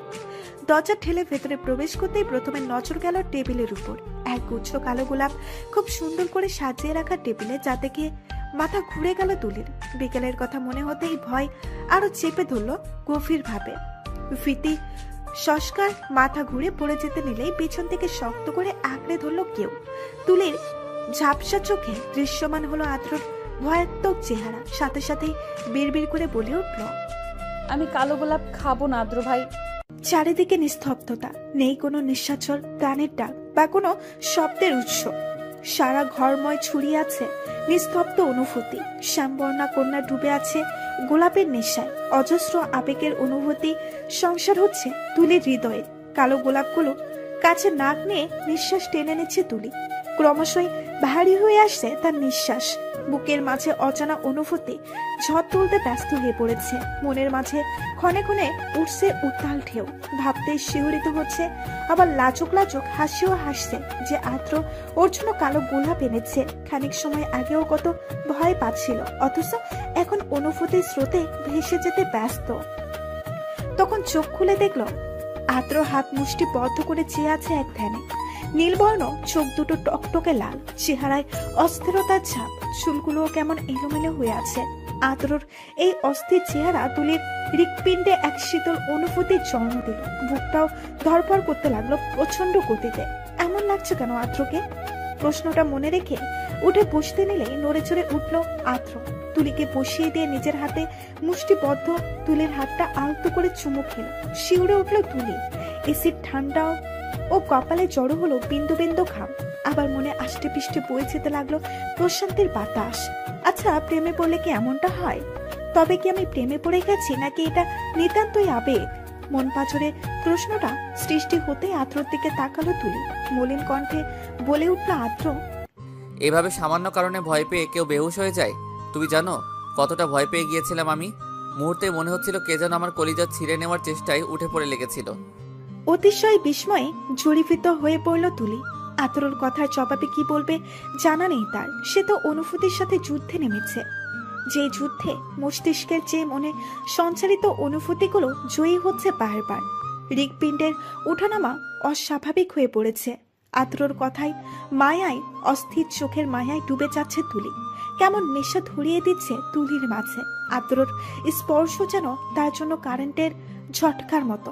ঝটপট হাতটা সরিয়ে নিল তুলি। ভীষণ হতভম্ব সে। সামান্য জ্ঞান হারাতেই কি তার জন্য আদ্রের এমন অবস্থা? সত্যিই কি তাই? নিজের মাঝে যেন নিজেকেই হারিয়ে ফেলছে তুলি। নিমিষেই অস্তিত্বে মিশে গেল আদ্র আহনাব নামক মানুষটা। দু চোখ বন্ধ করে নিজেকে স্বাভাবিক করে নিল আদ্র। টেবিল থেকে কালো গোলাপ নিয়ে একটা গোলাপ গেঁথে দিল তুলির কানের পিঠে। চমকালো তুলি। হত বিহব্বল চোখে তাকালো আদ্রর মুখের দিকে। আদ্রর ঠোঁটের কোণে স্ফটিক এক হাসি। অচমকায় তুলির মনে হলো তার হৃদয় অন্য কারো দখলে চলে যাচ্ছে। পরক্ষণে আবার মনে হলো তার মনের গহীনে তো আদ্রর জন্য তীব্র আর্তনাদ। দখল করে নিতে চাই আদ্রকে, প্রেমের বর্ষণে ভিজতে চাই আদ্রর সাথে। গোলাপগুলো তোমার জন্য ছিল। আমি এতটাও খারাপ না যে তোমায় গোলাপ খাওয়াবো। আমাদের বাসায় পর্যাপ্ত পরিমাণ খাবার আছে এবং আমার যা স্যালারি তাতে তোমাকে খাওয়ানোর সাধ্য আছে। সো তোমার গোলাপ খাওয়ার কোনো প্রয়োজন নেই তুলা। মৃদুস্বরে কথাটা বলল আদ্র। গোলাপগুলো বাড়িয়ে দিল তুলির দিকে। আদ্রর নেশাময় চাহনিতে নিজের চক্ষুচূড়া আবদ্ধ রেখে ফুলগুলো হাতে নিয়ে নিল তুলি। আদ্রর ঠোঁটের হাসিটা আরেকটু প্রস্ফুটিত হলো। আর একটু দেরি না করে বেরিয়ে গেল রুম থেকে। হয়তো এত সময়ও নিজেকে সামলে রাখাটাই কঠিন হয়ে পড়েছিল। দু চোখে ঘুম নেই তুলির। নয়া নয়া প্রেমে পড়লে বুঝি এমনই হয়। আদ্রর স্পর্শ, আদ্রর মায়ায় জড়ানো সেই নীলাভ চোখ কল্পসা করতে মগ্ন কল্পনাবিহীন তুলি। শোয়া থেকে উঠে বসলো তুলি। গোলাপগুলো বুকে জড়িয়ে বলে উঠল, আমি আপনার প্রেমে পড়ে গেছি আদ্র। আপনার জন্য জমায়িত অনুভূতিগুলো আমায় অসহনীয় পীড়া দিচ্ছে। ঘুমাতে পর্যন্ত দিচ্ছে না। হৃদয়টা কেঁপে উঠছে বারবার। আচ্ছা, এটিকে কি প্রেম বলে নাকি ভালোবাসা? প্রেম আর ভালোবাসা কি এক? আমি একদমই বুঝতে পারছি না আদ্র। তবে এতটুকুই ঠাউর করতে পারছি, আমি আবেগের বশীভূত নয়। আমি আপনাতে মত্ত হয়ে পড়েছি। আপনি আমায় ভালোবাসেন তো আদ্র? আপনার জীবনে অন্য কোনো মেয়ে নেই তো? কথাগুলো মিনমিন করে বলতে বলতে গোলাপগুলো বুকে ছড়িয়ে শুয়ে পড়লো তুলি। আজ হয়তো প্রশান্তির ঘুম হবে। আদ্র রুমে আসতেই দেখতে পেল সায়রা বেগম বসে আছেন। তার ছেলের হাসি হাসলো আদ্র। এখন মা কি বলবেন ভালো করেই জানা আছে তার। নিঃশব্দে রুমে ঢুকলো সে। বিছানায় বসতেই সায়রা বেগম বলে উঠলেন, তুলি রুমে ছিলি তাই না? থাকলে ছেলের ভাবলেছেন জবাবে প্রচন্ড পরিমাণে অবাক হলেন সায়রা বেগম। কঠোর গলায় বলে উঠলেন, তুই কি নিজের দেওয়া কথা ভুলে যাচ্ছিস আদ্র? তুলি এ বাড়িতে কেন আছে জানিস তো? ওরাও ব্যাক করছে আদ্র। তোর বাবা যদি এমন কিছু টের পান তাহলে তুলিকে এ বাড়িতে রাখবে না। তুই কি এমনটাই চাচ্ছিস? তুই কিন্তু কথা দিয়েছিলি তুলিকে নিয়ে আসলে তুই। সায়রা বেগমের কথাটা শেষ করতে দিল না আদ্র। পুরো অপেক্ষা করে পা বাড়ালো ওয়াশরুমে। ঝর্ণার নিচে দাঁড়িয়ে গায়ের গেঞ্জিটা খুলে ছুঁড়ে মারলো ফ্লোরে। নিজের হাত মুষ্টি করে লাগাতার ঘুষি মারতে লাগলো দেওয়ালে। সায়রা বেগমের বুক ছিঁড়ে একটা উত্তপ্ত শ্বাস বেরিয়ে এলো। তিনি ভালো করেই জানতেন আদ্র কোনো কথা বলতে রাজি হবে না। নিরুপায় তিনি। ভয় হচ্ছে বাবা ও ছেলের মাঝে দূরত্ব আরো বেড়ে যাবে না তো। কাছের মসজিদ থেকে আজানের শব্দ ভেসে আসছে তুলির কানে। হুড়মুড়িয়ে উঠলো তুলি। আড়মোড় ভেঙে উঠে দাঁড়ালো বিছানা থেকে। উঁচু করে এসে নামাজ আদায় করে নিল। আয়নার সামনে দাঁড়িয়ে নিজেকে কিছুটা পরিপাটি করে নিল। অদ্ভুত এক ইচ্ছে জেগেছে তার মনে। আদ্রর ঘুমন্ত স্নিগ্ধ বড় চেহারা দেখার ইচ্ছে। আয়নায় নিজেকে কুটিয়ে দেখতে দেখতে বলে উঠল, তুই তো আদ্র ভাইয়ের সঙ্গে একদম বেমানান তুলি। উনি কত সুন্দর, চোখগুলো কেমন নেশাময়। অবশ্য তোর চোখগুলো মায়ার অধিকারী। কিন্তু আদ্র একটু না, অনেক বেশি সুন্দর। বয়স 27 অথচ এখনো চোখে মুখে তরুণের ছাপ। বারান্দায় এসে আদ্র রুমের বারান্দায় উকি মারলো তুলি। খুশিতে লাফিয়ে উঠল সাথে সাথে, কারণ আদ্রর বেলকুনির দরজা মেলা। তুলিকে আর পাইকে লাফ দিয়ে আদ্রর বারান্দায় উপস্থিত হলো মুহূর্তেই। পা টিপে টিপে শব্দহীন রুমে প্রবেশ করলো। আবছা আবছা অন্ধকার রুমটাতে আদ্র 3 কোয়ার্টার প্যান্ট পরে খালে গায়ে উপর হয়ে ঘুমাচ্ছে। সারা রুম শীতল হয়ে আছে। লজ্জা রাঙা হয়ে উঠল তুলির গাল দুটো। সংকোচে এসে ঝেঁকে ধরল প্রচুর পরিমাণে। ধীর পায়ে এগিয়ে গিয়ে আদ্রর মাথার কাছে খালি জায়গাটায় বসলো। আদ্রর ঘুমন্ত মুখ দেখে একমাত্র শান্তি ছুঁয়ে গেল হৃৎপিণ্ডে। বেহাইয়া মন চেয়ে বসলো আদ্রকে একটু। শুধু একটু পরিমাণ ছুঁয়ে দিতে। মনকে সাই দিয়ে কাপা কাপা হন্তে আদ্রর কপালে পড়ে থাকা চুলগুলো ছুঁয়ে দিল তুলি। হাতে চাপ অনুভব করতেই চোখ বড় বড় করে তাকালো তুলি। শ্বাস ভারী হয়ে আসতে লাগলো ক্রমাগত। চোখ ধরা পড়লে যেমনটা হয় ঠিক তেমন অবস্থা তুলির। নিজের কপালে তুলির হাতটা চেপে ধরে শুকনো দৃষ্টি নিক্ষেপ করলো আদ্র। চোখ জোড়া ভীষণ লাল, হাসপাস করতে লাগলো তুলি। এভাবে ধরা পড়ে যাবে ভাবেনি সে। সব দোষ বেহাইয়া মনের। কি জবাব দিবে এখন আদ্রকে সেটা ভেবে গলা শুকিয়ে কাঠ হয়ে যাচ্ছে। কি হলো, হাত বুলিয়ে দাও। আদ্রর কোমল স্বরে এমন বাক্য শুনে দেহে প্রাণ ফিরে পেল তুলি। খানিক বাদেই বাক্যটা ভালো করে কর্ণপাত হতেই অভিভূত হয়ে তাকিয়ে রইল আদ্রর দিকে। আদ্রর ঠোঁটে তৃপ্তির হাসি, হাসিটা খুবই মুগ্ধময়। সব ভয় দূর হয়ে গেল তুলির। কমল মনটাও নুয়ে পড়ছে লজ্জায়। আদ্র কোনো প্রশ্ন করলো না অথবা খারাপ কিছু ভাবলো না, সেটাই অবাক হওয়ার মুখ্য বিষয় তুলির নিকট। হাত বুলিয়ে নিতে নিলেই হাতটা আবারও চেপে ঘুমিয়ে পড়েছে। মুচকি হেসে টুপ করে চুমু খেয়ে নিল আদ্রর কপালে।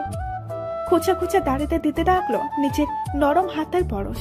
সাথে সাথে চোখের কোণে জমে থাকা এক ফোঁটা অশ্রু বৃষ্টির ন্যায় টুপ করে পড়লো আদ্রর গালে। নড়ে উঠলো আদ্র। এই অশ্রুটা তুলির কষ্টের অশ্রু নয়, এটা তো আনন্দের অশ্রু। আকস্মিক তুলি ঝুঁকে পড়লো আদ্রর মুখের একদম সন্নিকটে। চোখ বুজে ফেললো সাথে সাথে। আদ্র গভীর স্বরে বলে উঠলো, চোখ খুলো। আস্তে আস্তে করে চোখ খুললো তুলি। দুরু দুরু বুক নিয়ে আদ্রর দিকে চেয়ে রইল।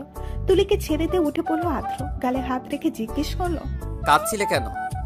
কাঁদছিলাম না, এমনিতেই চোখে হঠাৎ পানি চলে আসলো। হাসলো আদ্র, ধীর কণ্ঠে বলল, উল্টো পাল্টা বকার অভ্যেস কি আজীবন থাকবে? আমি কখন উল্টা পাল্টা বকলাম? তুলির সাহস যেন হুট করেই বেড়ে গেল। তীর্যক দৃষ্টিতে তাকিয়ে আদ্র বলে উঠল, তাই নাকি? আপনি উল্টো পাল্টা বকেন না কুমিল্লার তোলা? একদমই না। কথাটা বলেই উঠে পড়ল তুলি। মুখের উপর আস্তে পড়ছিল আদ্রর অসীম অনুভূতি মিশ্রিত ভারী নিঃশ্বাস, যা তুলিকে গ্রাস করে নিচ্ছিল। আদ্রর মাদকতায় হারিয়ে যেতে বাধ্য করছিল। ছোট হৃৎপিণ্ডের দ্রুত উঠানামা প্রক্রিয়া অস্বাভাবিক করে তুলছিল তুলিকে। এক প্রকার দৌড়ে চলে গেল বারান্দায়। অবাক হলো আদ্র। পিছু পিছু গেল তুলি। নিজেকে সামলে একটু আওয়াজ করে তুলে হেসে বলল, আমি উল্টা পাল্টা বকলে দোষ, অথচ আপনি যে হুট করেই কসাই হয়ে যান। চোখ গরম করে চাইল আদ্র। তুলি বুঝে গেছে রক্ষে নেই। লাফ দিয়ে নিজের বেলগুনোতে যেতে নিলে আদ্র আটকে উঠল। এই তুলি পড়ে যাবা। কিছু হবে না ডাক্তার সাহেব, এতটুকু জায়গায় লাফ দেওয়া আমার জন্য ছোট্টখাটো ব্যাপার। আদ্র নরম সুরে ধীর কণ্ঠে বলল, তোমার প্রাণটা আমার জন্য নিজের প্রাণের চেয়ে অধিক মূল্যবান। রুমে আসতেই মেসেজ টন ভেসে আসলো আদ্রর কানে। মোবাইলটা হাতে নিয়ে মেসেজটা ওপেন করতেই ঠোঁটে ফুটে উঠল রহস্যময় হাসি। ডাইনিং টেবিলে বসে নাস্তা করছে সবাই। আদ্রর বাবা বিজনেস রিলেটেড কিছু কাজে দেশের বাইরে গিয়েছেন। নীরবতা ভেঙে আমরিন সাহস ঝুঁকিয়ে বলে উঠল, আম্মু আমাদের কলেজ থেকে ট্যুরে নিয়ে যাবে 2 দিন পর। খাওয়া বাদ দিয়ে মাথা তুলে চাইলো তুলি। কই, সে তো শুনেনি এমন কিছু। বেশ জোরেই বলল, কই, আমি তো এমন কিছু শুনিনি আমরিন। এই ভয়টাই পাচ্ছিল আমরিন, যার জন্য এত কিছু সেই পুরো প্ল্যানে জল ঢেলে দিতে প্রস্তুত। সন্দেহের চোখে মেয়ের দিকে চাইলেন সায়রা বেগম। ঢক ঢক করে পানি খেয়ে তুলির দিকে চেয়ে শুকনো হাসি হাসলো আমরিন। তুলি, তুই তখন ক্লাসে মনোযোগ দিসনি, না হলে তোর স্যারের কথাগুলো শুনতে পেতে। থাক, আমি তো শুনলাম। আমি শুনলে যেই তুই শুনলেও একই কথা, তাই না? বিমোর স্থির হয়ে বসে রইল তুলি। সায়রা বেগম খেতে খেতে বললেন, ঠিক আছে, দুজনে চলে যাস, তুলিরও ভালো লাগবে ঘুরে আসলে। তীব্র আনন্দ নিয়ে মাকে মিষ্টি হাসি উপহার দিল আমরিন। তুলি ভ্রু কুঁচকিয়ে মিনমিন করে উচ্চারিত করল, আমরিন, তুই একটা ডাহা মিথ্যু। মৃদু মৃদু হাওয়া বয়ে যাচ্ছে চারিদিকে। একটু একটু ঠান্ডার সমারোহ। বাতাসে তুলির খোলা চুল উপচে পড়ছে কপালে। বারবার কানের পিঠে গুছে দিচ্ছে তুলি। একদমই বিরক্ত লাগছে না তার। এমন নির্মল প্রশান্তের হাওয়া মন ছুঁয়ে গেলে বিরক্তি আপনা আপনি পালিয়ে যেতে বাধ্য। গলায় জড়ানো কালো ওড়নাটা একটু টেনে নিল। পাশে আমরিন হাসছে। কলেজ থেকে ট্যুরে যে যাবে না এটা পুরো নিশ্চিত তুলি, কিন্তু এই সন্ধ্যায় রেল স্টেশনে কেন এসেছে তা বুঝতে পারছে না তুলি। বহুবার প্রশ্ন করেও কোনো উত্তর মেলেনি আমরিনের কাছ থেকে। ড্রাইভার কলেজ গেটে নামিয়ে দিয়ে গিয়েছিলেন। অন্য একটা গাড়ি আসতে আমরিন তুলিকে নিয়ে ট্রেন স্টেশন চলে আসলাম। তুলির প্রশ্ন কানে ঢুকলেও সে যেন মুখে কুলুপ এঁটে রেখেছে। হাত ঘড়ির দিকে তাকাতেই চোখে পড়ল 7:30। দ্রুত পা চালিয়ে তুলিকে নিয়ে সামনের দিকে এগিয়ে গেল আমরিন, হাতে তার ট্রলি ব্যাগ। তুলি ফ্রু কুসকিয়ে আমরিনের দিকে চেয়ে থাকা ছাড়া আর কোনো উপায় খুঁজে পাচ্ছে না। কিছুটা দূরে 3টা ছেলে ও 2টো মেয়েকে দেখে আমরিনের মুখে হাসি ফুটল। পায়ের গতি বাড়িয়ে ওদের নিকটে এসে দাঁড়ালো। তুলিও পেছন পেছন এলো। আমরিনকে দেখে নিবিড় হালকা হাসলো, ধীর কণ্ঠে প্রশ্ন করলো, আসতে সমস্যা হয়নি তো? একদমই না ভাইয়া। কেমন আছেন আপনারা সবাই? নিবিড়, অন্ত, রিমি, পায়েল, সাগর সবাই হেসে একসাথে বলে উঠল, আলহামদুলিল্লাহ। ট্রেন কখন আসবে? আরো আধা ঘন্টা অপেক্ষা করতে হবে। তুলি কাউকে চেনে না, তাই মুখ কাচুমাচু করে একপাশে দাঁড়িয়ে রইল। কি হচ্ছে কিছুই বুঝতে পারছে না সে। তবে এতটুকু বুঝতে পেরেছে ছেলে মেয়েগুলো আমরিনের পূর্ব পরিচিত। তুলিকে এভাবে দাঁড়িয়ে থাকতে দেখে তুলির হাতটা ধরে সামনে আনলো আমরিন। সবার উদ্দেশ্যে বলল, ওর নাম ইস্তাক তুলি, আমার কাজিন। মুখ খুলে সবার দিকে এক নজর চাইল তুলি। সবার মুখে প্রস্ফুটিত হাসি। ভীষণ অস্বস্তি বোধ করছে তুলি। স্টেশনে মানুষের সমাগম বেড়ে গেছে, গরম পড়ছে অনেক। নীরবতা ভেঙে পায়েল এগিয়ে এসে তুলির হাতটা ধরে বলল, মাশাআল্লাহ তুলি, তুমি তো তোমার নামের মতনই ভীষণ কিউট। ভয় পাওয়ার কিছু নেই, আমরা আদ্রর বন্ধু মহল, খুব খুব কাছের বন্ধু।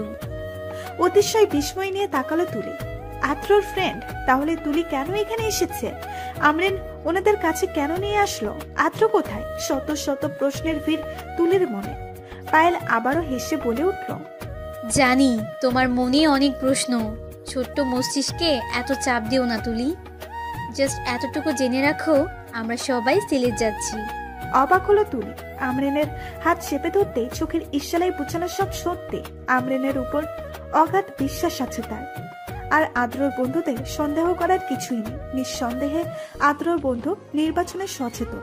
নিবিড়কে হাতের ঝিলে দেখেছিল আদ্রর সাথে। ট্রেন জার্নি করবে ভাবতেই তুলির মনে হাজারো খুশি বাসা বাঁধতে লাগলো। ট্রেনে আজ প্রথমবার চড়বে তুলি। তুলির আবেগে মন অপেক্ষায় আছে ট্রেনের, এবং খুব করে চাইছে মনে সদ্য প্রেমের জন্ম দেওয়া মানুষটাকে। খানিক বাদে স্টেশনে ট্রেন ঢুকতে দেখতে পেল তুলি। উচ্ছ্বাসিত হাওয়ার বদলে মনটা চেয়ে গেল অন্ধকারে। ভেবেছিল আদ্র আসবে। নিবিড় তারা দিতে সবাই উঠে দাঁড়ালো। আমরিনের হাত থেকে ব্যাগটা নিয়ে নিল নিবিড়। শান্ত কণ্ঠে জিজ্ঞেস করলো, উঠতে পারবে তো?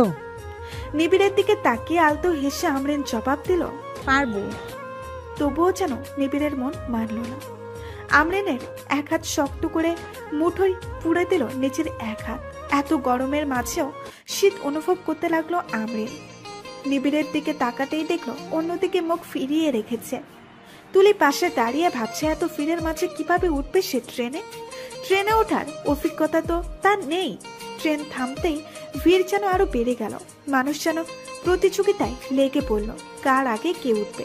ধাক্কা খেয়ে তুলি পড়ে যেতে নিলেই শক্ত করে আঁকড়ে ধরল কেউ। চোখের পলকে মিশিয়ে নিল একদম নিচের সাথে। সাগর তুলিকে উঠতে সাহায্য করতে এগিয়ে আসছিল, কিন্তু তুলির বাহুতে হাত রাখা মানুষটাকে দেখে আর নামলো না ট্রেন থেকে। ভয়ে আটকে আছে তুলি। চোখ বুজে থরথর করে কাঁপছে। কোমরে চাপ অনুভব করতে চোখ মেলে দেখার আগেই আঁকড়ে ধরে কেউ ট্রেনে উঠিয়ে দিল তাকে। দৃশ্যমান হলো আদ্রর সুদর্শন চেহারাটা। নিমিষেই শুরু হলো বুকের ভেতরে কাঁপুনি। আদ্র চটপট করে উঠে পড়ল ট্রেনে। তুলি এখনো তাকিয়ে ভ্যাপলা কান্তের মতো নিজের চোখে বিশ্বাস করতে পারছে না আদ্র এসেছে। চোখ চাহনি নিক্ষেপ করলো আদ্র। দাঁতের দাঁত চেপে বলল, এখানে দাঁড়িয়ে থাকলে ট্রেন থেকে ধাক্কা মেরে ফেলে দিব। আদ্রর কথায় হুঁশ ফিরে এলো তুলির। এই লোক কেন সবসময় হুমকি দেয়? কথাটা ভেবে একটা নিঃশ্বাস ছাড়লো। যা বোঝার বুঝে গেল। তবে প্রশ্ন জাগছে, সায়েরা বেগমকে মিথ্যে বলে দুই ভাই বোন এমন প্ল্যান কেন করলো? ট্রেন চলতে শুরু করেছে। বারবার বেসামাল হয়ে পড়ছে তুলি। কোমল কণ্ঠে আদ্রকে উদ্দেশ্য করে বলল, আমি ট্রেনে কখনো চড়িনি। আমি কি নিজের হাতটা আপনার বাহুতে রেখে সামনের দিকে এগোতে পারি? তীক্ষ্ণ নজরে চাইলো আদ্র। ভয়ে মুখ ফিরিয়ে নিল তুলি। সাথে সাথেই নিচের কোমরে স্পর্শ পেতে মনে জড়ো হলো লজ্জা। আদ্র কোমরে হাত দিয়ে নিচের একদম কাছে টেনে নিল তুলিকে। সবার কাছে গিয়ে দাঁড়াতেই মিট মিট করে হাসতে লাগলো। আমরিন দেখেও না দেখার ফান করে বাইরে তাকিয়ে রইল। তুলি আদ্রর হাত সরাতে নিলেই আরো চেপে ধরল আদ্র। লজ্জায় মরে যেতে ইচ্ছে করছে তুলি। আদ্রর থেকে ছাড়া পেতেই জানালার পাশের সিটে বসে পড়ল অনায়াসে। একটু হেসে আদ্রও বসে পড়ল তুলির পাশে। ইতিমধ্যে ট্রেন ভীষণ গতিতে ছুটে চলেছে। বাতাসের দাপটে তুলির খোলা চুল আদ্রর মুখে আশ্রে পড়ছে। সিটে মাথায় এলিয়ে আদ্র তুলির শ্যাম্পু করা চুলের সুবাসে হারিয়ে যাচ্ছে। তুলির কানে ভেসে আসছে একের পর এক হাসির শোরগোল। হঠাৎ অন্ত বলে উঠল, শুন শুন, আমার জীবনের এক বিশেষ অর্থাৎ সেরা মুহূর্তের কথা শোনাতে যাচ্ছি তাদের। পায়েল বলে উঠল, আর কত শোনাবি সেই বিশেষ কাহিনী? গলা ছেড়ে অন্ত বলে উঠল, তুলিও আমরিন তো শুনিনি, আমি ওদের শোনাবো। পুরো বন্ধু মহলের কাছে তুই আমার ইজ্জতের রফা দফা করেছিস, কিন্তু তুই যে কত খারাপ সেটা শোনাতে হবে না? চোখ কটমট করে তাকালো পায়েল। নিবিড়, সাগর ও রিমি কানে হেডফোন গুছিয়ে নিল। দুজনের ঝগড়া শুরু হয়ে যাবে এখন। অন্ত পায়েলের চোখের দিকে তাকিয়ে বলল, এভাবে তাকিয়ে থেকে লাভ নেই। শুনো আমরিন, গত মাসের কথা। ইয়া খুবই এক লজ্জাকর পরিস্থিতি। সকাল সকাল মা বলল, অন্তু আজ কিন্তু পাত্রী দেখতে যাব, তাড়াতাড়ি উঠ। অবশ্য তখন 12টা বাজে, তবুও তা আমার জন্য সকাল ছিল। মায়ের টানা শেষরায় কোনো রকমে রেডি হয়ে গেলাম। পাত্রী দেখতে ইচ্ছে না থাকা সত্ত্বেও পাত্রী দেখতে সেই ছিল, পুরোই পাগল করা রূপ তাহার। বয়স হয়ে গেছে 27।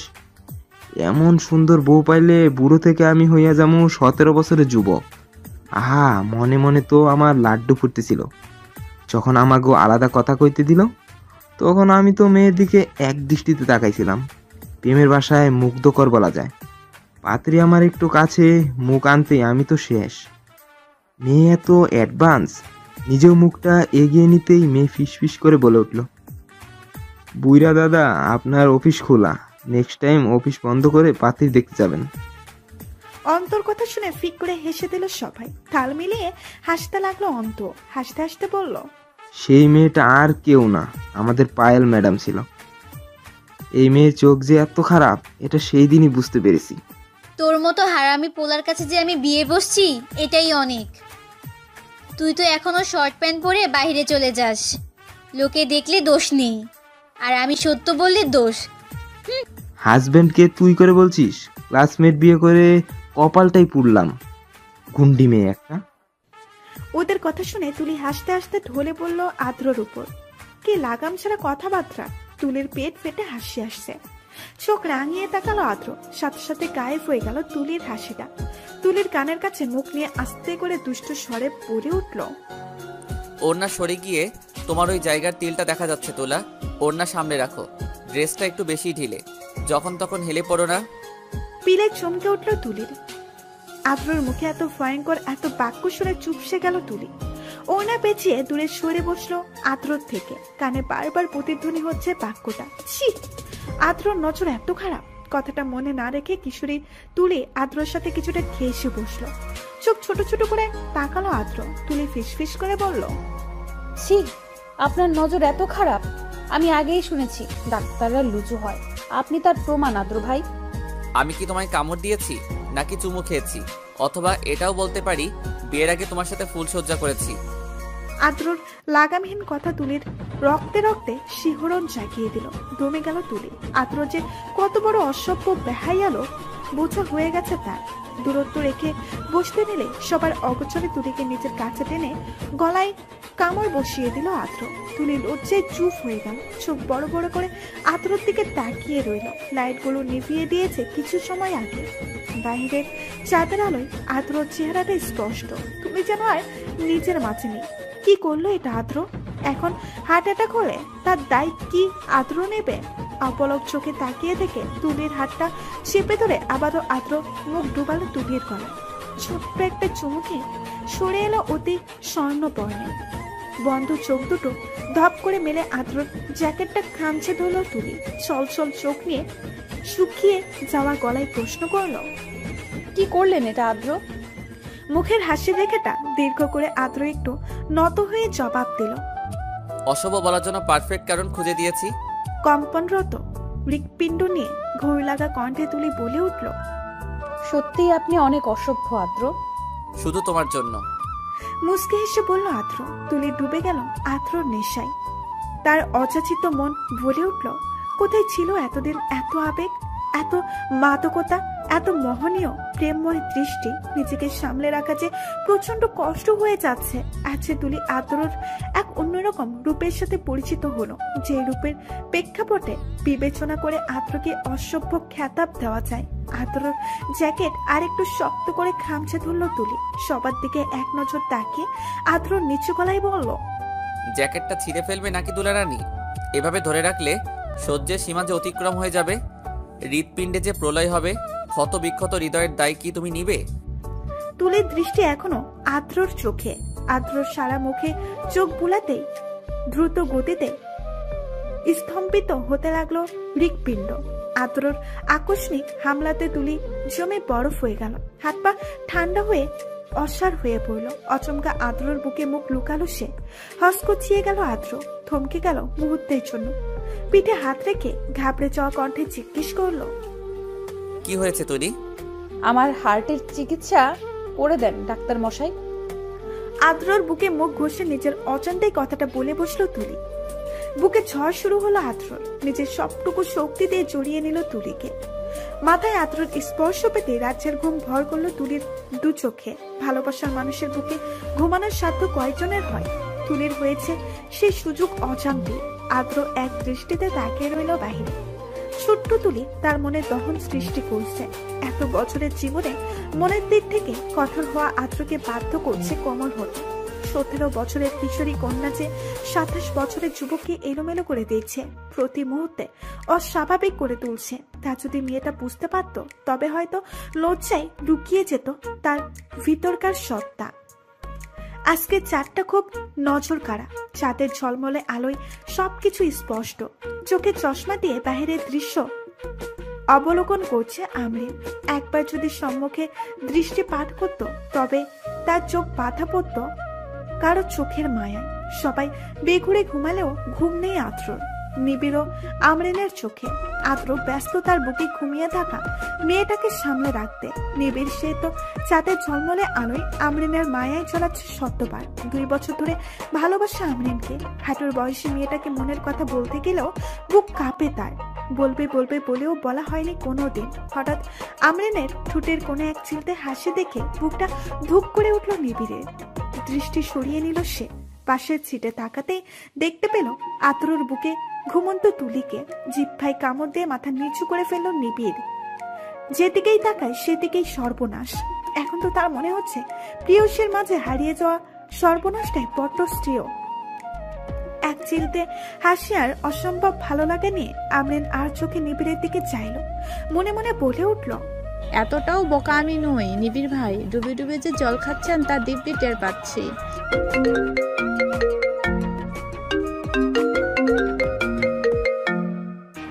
ফোনটা বেজে উঠল আদ্রর। পিনপিনে নীরবতায় ফোন বাজার ঝংকার শব্দে অনেকেই কেঁপে উঠল। আবারও গভীর ঘুমে তলিয়ে গেল। এক হাত তুলির পিঠ থেকে উঠিয়ে কোনো রকমে ফোনটা পকেট থেকে বের করলো আদ্র। স্ক্রিনে চাইতে মেজাজ খারাপ হয়ে গেল তার। ইচ্ছে করলো মোবাইলটা জানালা দিয়ে ফেলে দিতে। গম্ভীর স্বরে হ্যালো বলতে কিছু একটা শুনে মেজাজ চৌড়া হয়ে গেল আদ্র। চোয়াল শক্ত করে ধীর কণ্ঠে বলে উঠল, সবকিছু একটা লিমিটেশন আছে। নিজের সীমাবদ্ধতায় থাকো, নয়তো আমার চেয়ে খারাপ তোমার জন্য কেউ হবে না। আগে অধিকার পাওয়ার যোগ্যতা রাখো, তারপর না হয় হস্তক্ষেপ করো। কালো একটা শাড়ি পরে চা বাগানের মাঝখানে দৌড়াচ্ছে তুলি। আবার পেছন ফিরে ফিরে খিলখিল করে হাসছে। কালো পাঞ্জাবের হাতাটা ফ্লট করতে করতে দ্রুত গতিতে ছুটে আসছে আদ্র। ঠোঁটের তৃপ্তি মন করা এক হাসি। 6 ফুট লম্বা ফর্সা চেহারার মায়ায় গড়া এক যুবককে কালো পাঞ্জাবিতে তুলির কাছে কল্পনার রাজ্যের নায়ক মনে হচ্ছে। আদ্রর হাসি দেখে থমকে গেল তুলি। হাসিটা অন্তরে গিয়ে বিঁধছে। পা নাড়ানোর শক্তিটুকু হারিয়ে ফেলছে। আদ্র দৌড়ে এসে তুলিকে হ্যাসকে টানে নিজের একদম কাছে নিয়ে আসলো। শ্বাস প্রশ্বাস ক্ষণিকের জন্য আটকে গেল তুলির। আদ্রর মুখ পানে লাজক দৃষ্টির তাক করতেই খালি কোমরে নিজের ঠান্ডা হাতটা রাখলো আদ্র। কেঁপে উঠল তুলি, খামচে ধরলো আদ্রর বুকের কাছের অংশ। একটু হেসে আদ্র একটুখানি ঝুঁকলো তুলির মুখের দিকে, দুজনের ঠোঁট কাছাকাছি। আদ্রর নরম ঠোঁট দুটো যেন তুলিকে টানছে ভীষণ করে। ভেতর জুড়ে শুরু হলো প্রচন্ড তোলপাড়। নিজের ঠোঁটে আদ্র ঠোঁটের হালকা স্পর্শ অনুভব করতেই চোখে মুখে বৃষ্টির ছটা আবিষ্কার করলো। রৌদ্রময় দিনে বৃষ্টির আগমন। আবারও আদ্রর ঠোঁটকে আঁকড়ে ধরতে নিলে ভিজে চুপচুপে হয়ে গেল পুরো মুখ। লাফ দিয়ে উঠে বসলো তুলি। আমরিনকে দেখে মুখ ফুলিয়ে বিছানা থেকে উঠে গেল। উচ্চস্বরে আমরিন দুষ্টু হেসে বলে উঠল, সারা রাত আমার ভাইয়ের বুকে ঘুমিয়ে পুষিনি, তাই না? এখন আবার পড়ে পড়ে ঘুমাচ্ছিস? তাড়াতাড়ি রেডি হন, বাইরে যাব আমরা। দেরি হলে কিন্তু ভাইয়া এসে রেডি করিয়ে দেবে, তার জন্য মোটেও কর্তৃপক্ষ দায়ী থাকবে না। আমরিনের কথায় লজ্জা পেয়ে দৌড়ে ওয়াশরুমে ঢুকে গেল তুলি। এসে গোসল করেনি, লং জার্নি করে টায়ার্ড হয়ে পড়েছিল। দরজায় পিঠ ঢেকে দুই হাত দিয়ে মুখ ঢেকে নিল। ইস, কিরকম স্বপ্ন দেখলো আদ্রকে নিয়ে। নিজেকে নিজেই ধিক্কার জানাতে ইচ্ছে করছে। আচ্ছা, যদি সত্যি এমনটা হয়? আর ভাবতে পারছে না তুলি কিভাবে প্রকাশ করবে নিজের মনের কথা আদ্রর সামনে। এই সাহস নেই। আদ্র যদি ফিরিয়ে দেয় অথবা থাপ্পড় মেরে দেয়, সেটা ভেবে শিউরে ওঠে তুলি। কি দরকার ছিল আদ্রর বুকে ঘুমানোর? এখন আমরিনও রসাত্মক কথা শোনাচ্ছে।